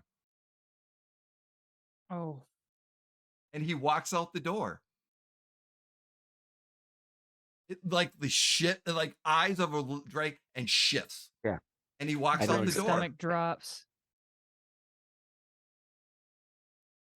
Bryn's stomach. Do you guys know that guy? What an asshole. Who was that? Bryn pulls her knife out of the table and be like, he's an asshole, all right. Aviro just shrinks down in the chair.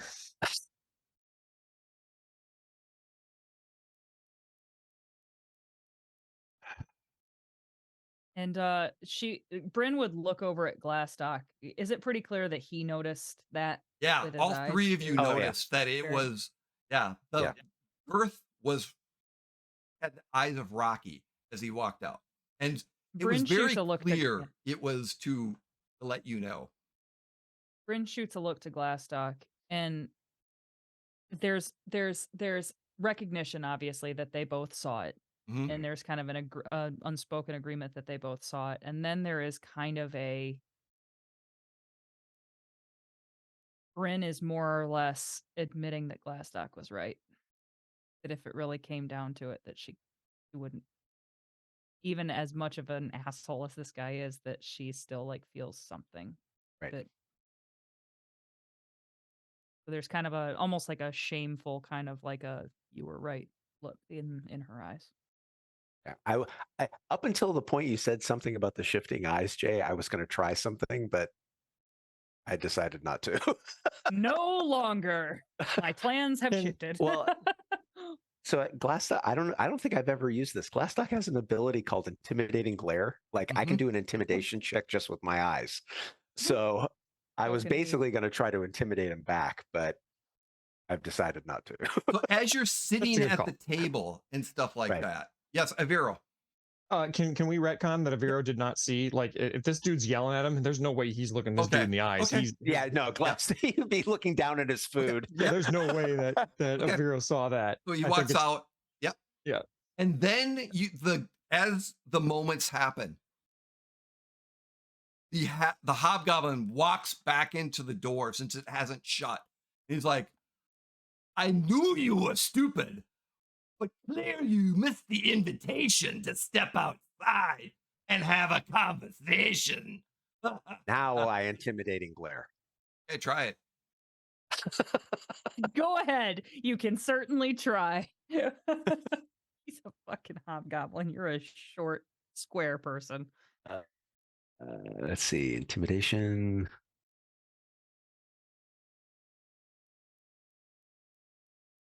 $28. Ooh, a 28. And if I recall, for the intimidation, it's up against his where is it?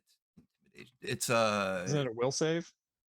it's a plus 10. I think it's a will save. His will saving throw plus If I'm trying to demoralize Yeah. him, where attempting an intimidation check at target's will DC. will DC. Okay. So Yeah. it's his will DC. Let me, I gotta pull him up. Usually the will save plus 10, right? Yep. Yep. It's the will save plus 10. So allow me to pull him up real quick. Bryn would have her hand on her rapier and she would be kind of just It didn't getting work. ready to go outside. Okay. I didn't think it would, but It didn't work. Does he just Good laugh? try. He just He kind of just laughed. smirks at you and goes, when you were invited to have a conversation, it's polite to have a conversation. And he walks back out and leaves the door open. If we're already in a conversation, I don't understand why he wants to move the conversation. like, the conversation's perfectly fine "Gnome, right here. Get your ass out here too. This is gonna be fun.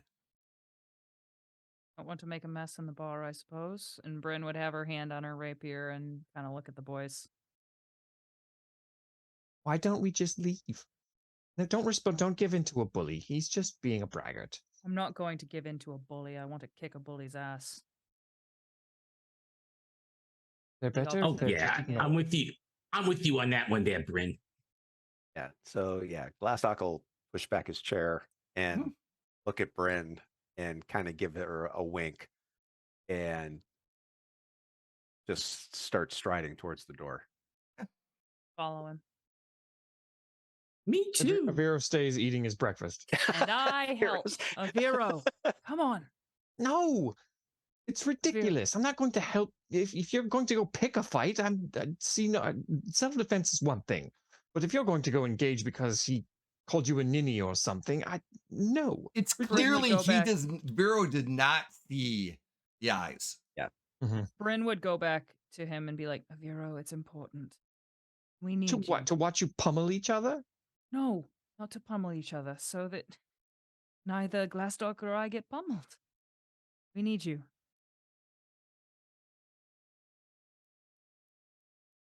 Come on. I'll be fine. Fine. I guess. Peer pressure is real. Mm-hmm. Ridiculous. And he's grumbling the whole way outside. That's great. So as you get out of the Rusty Dragon, down the road, probably about 40 feet, 35, 40 feet where you're at, you see that the hobgoblin is standing next to Girth. And Girth, as you get out, starts to say this, starts talking to you as you're coming out. But what's interesting is that and Aviro, you're going to notice this. Each of the words changes from a different language. It starts off as common, then goes to gnome, then goes to dwarf, then goes to elven, goblin, halfling, sylvan, and finally Oh. undercommon. Aviro, when you look at him, you see the eyes are purple and yellow slits. And those are Rocky's eyes. Is that a common draconic eye? Like, is it possible Aviro just thinks it's No, it it's is just Rocky's dragon? It's It is Rocky Rocky eyes. in a human form. And that's what, and the fact that he went common, gnome, dwarven, He elven, knows all these goblin, things, and it's just showing halfling, off. Selvin, and undercommon are the languages he's learned. And what he says is, you have finally returned. Interesting. As a courtesy, I am here to inform you that your quest to find the shards will fail. It is futile. The blue M's will find them and bring forth the new dark deity or entity. You are powerless to stop us. You might want to hand them over what you found, love.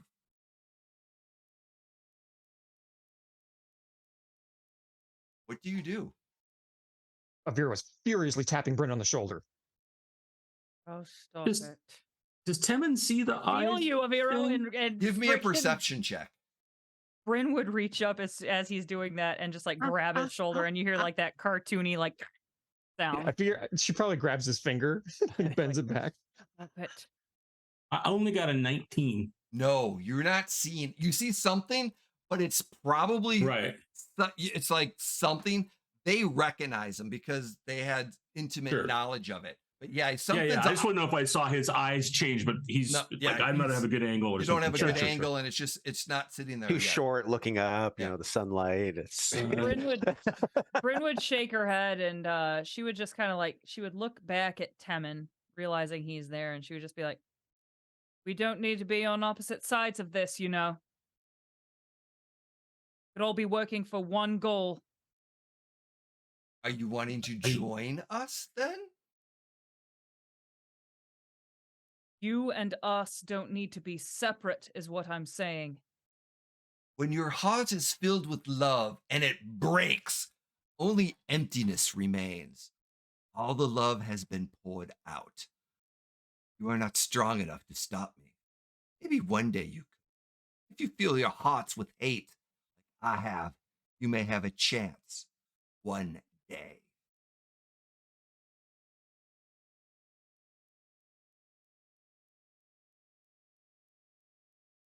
Yeah, Bryn's speechless. She would just like, I don't believe anybody's heart is filled with hate here. It doesn't have to be. Interesting. Then I offer you a challenge. Defeat my elite god, then I may consider something. I may consider anything you have to say. And at that point, 3 figures become visible as if an invisibility spell. And they're about 15 feet away from you. One is they're all wearing black armor with a big old mask and a big blue M on the armor. One of them is a little bit tall and slender and probably female-ish looking. One's a little bit shorter. Like I said, stockier a little bit in that way, carrying a sword.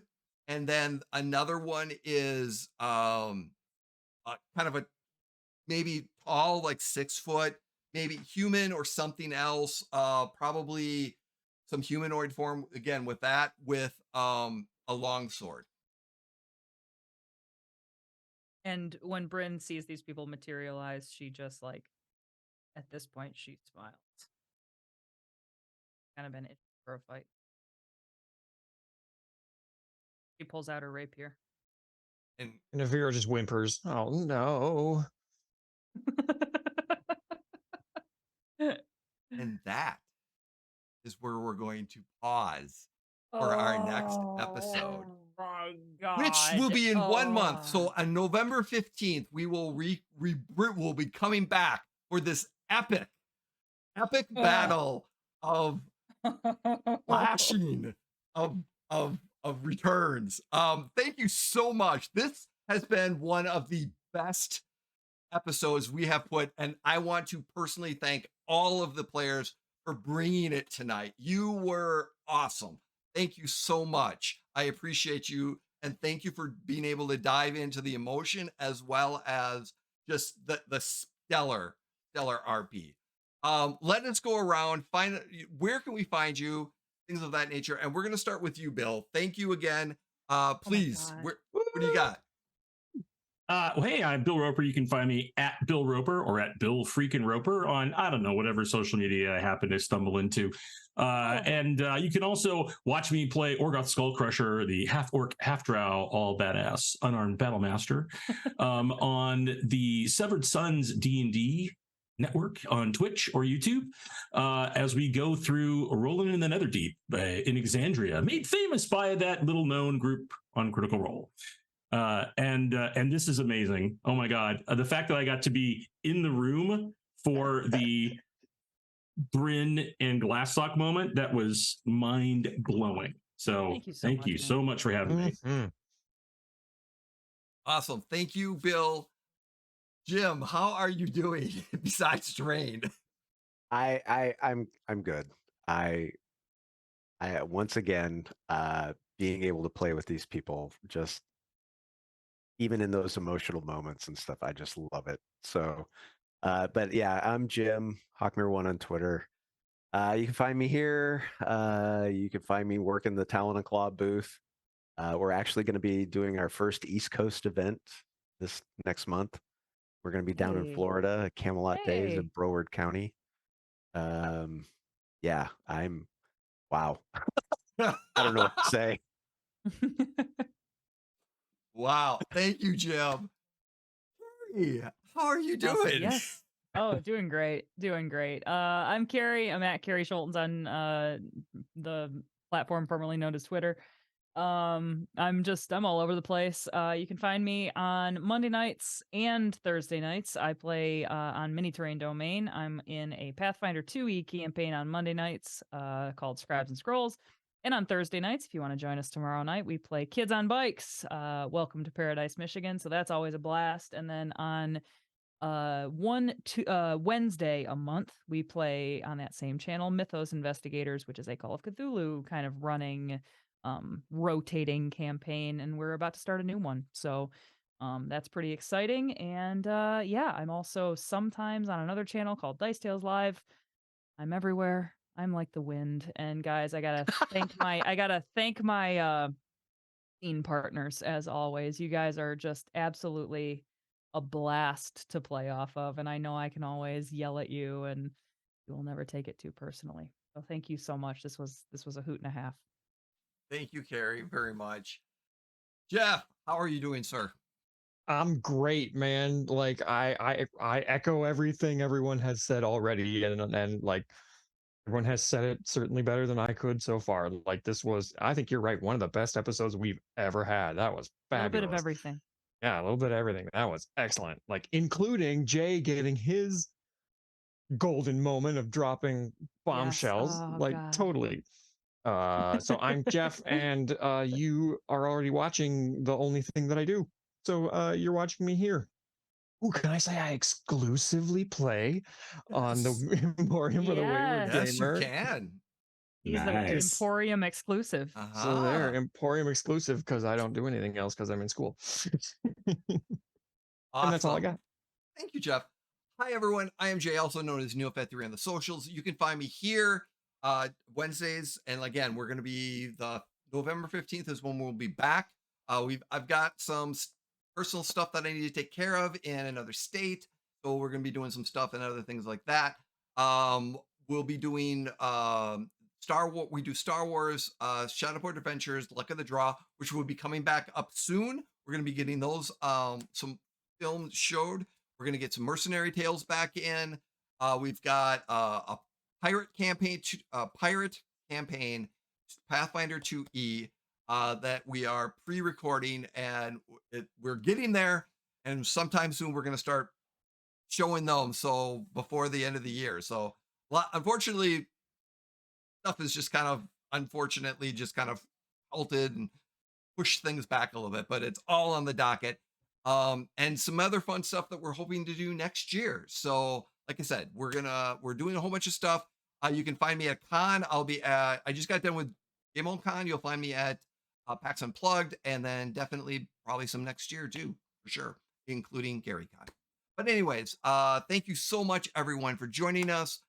This has been a joy. I love running this game and being able to write a story and share and watch, just let it flow and just watch how things go. This is such a joy, and this is exactly what I needed tonight too. So thank you so much, everyone, for joining me and joining us and watch us on the VODs. And before we leave, we always got to say, please be kind and don't be an ass. With that, Yes. we will see you another night. Take care. Bye. Bye.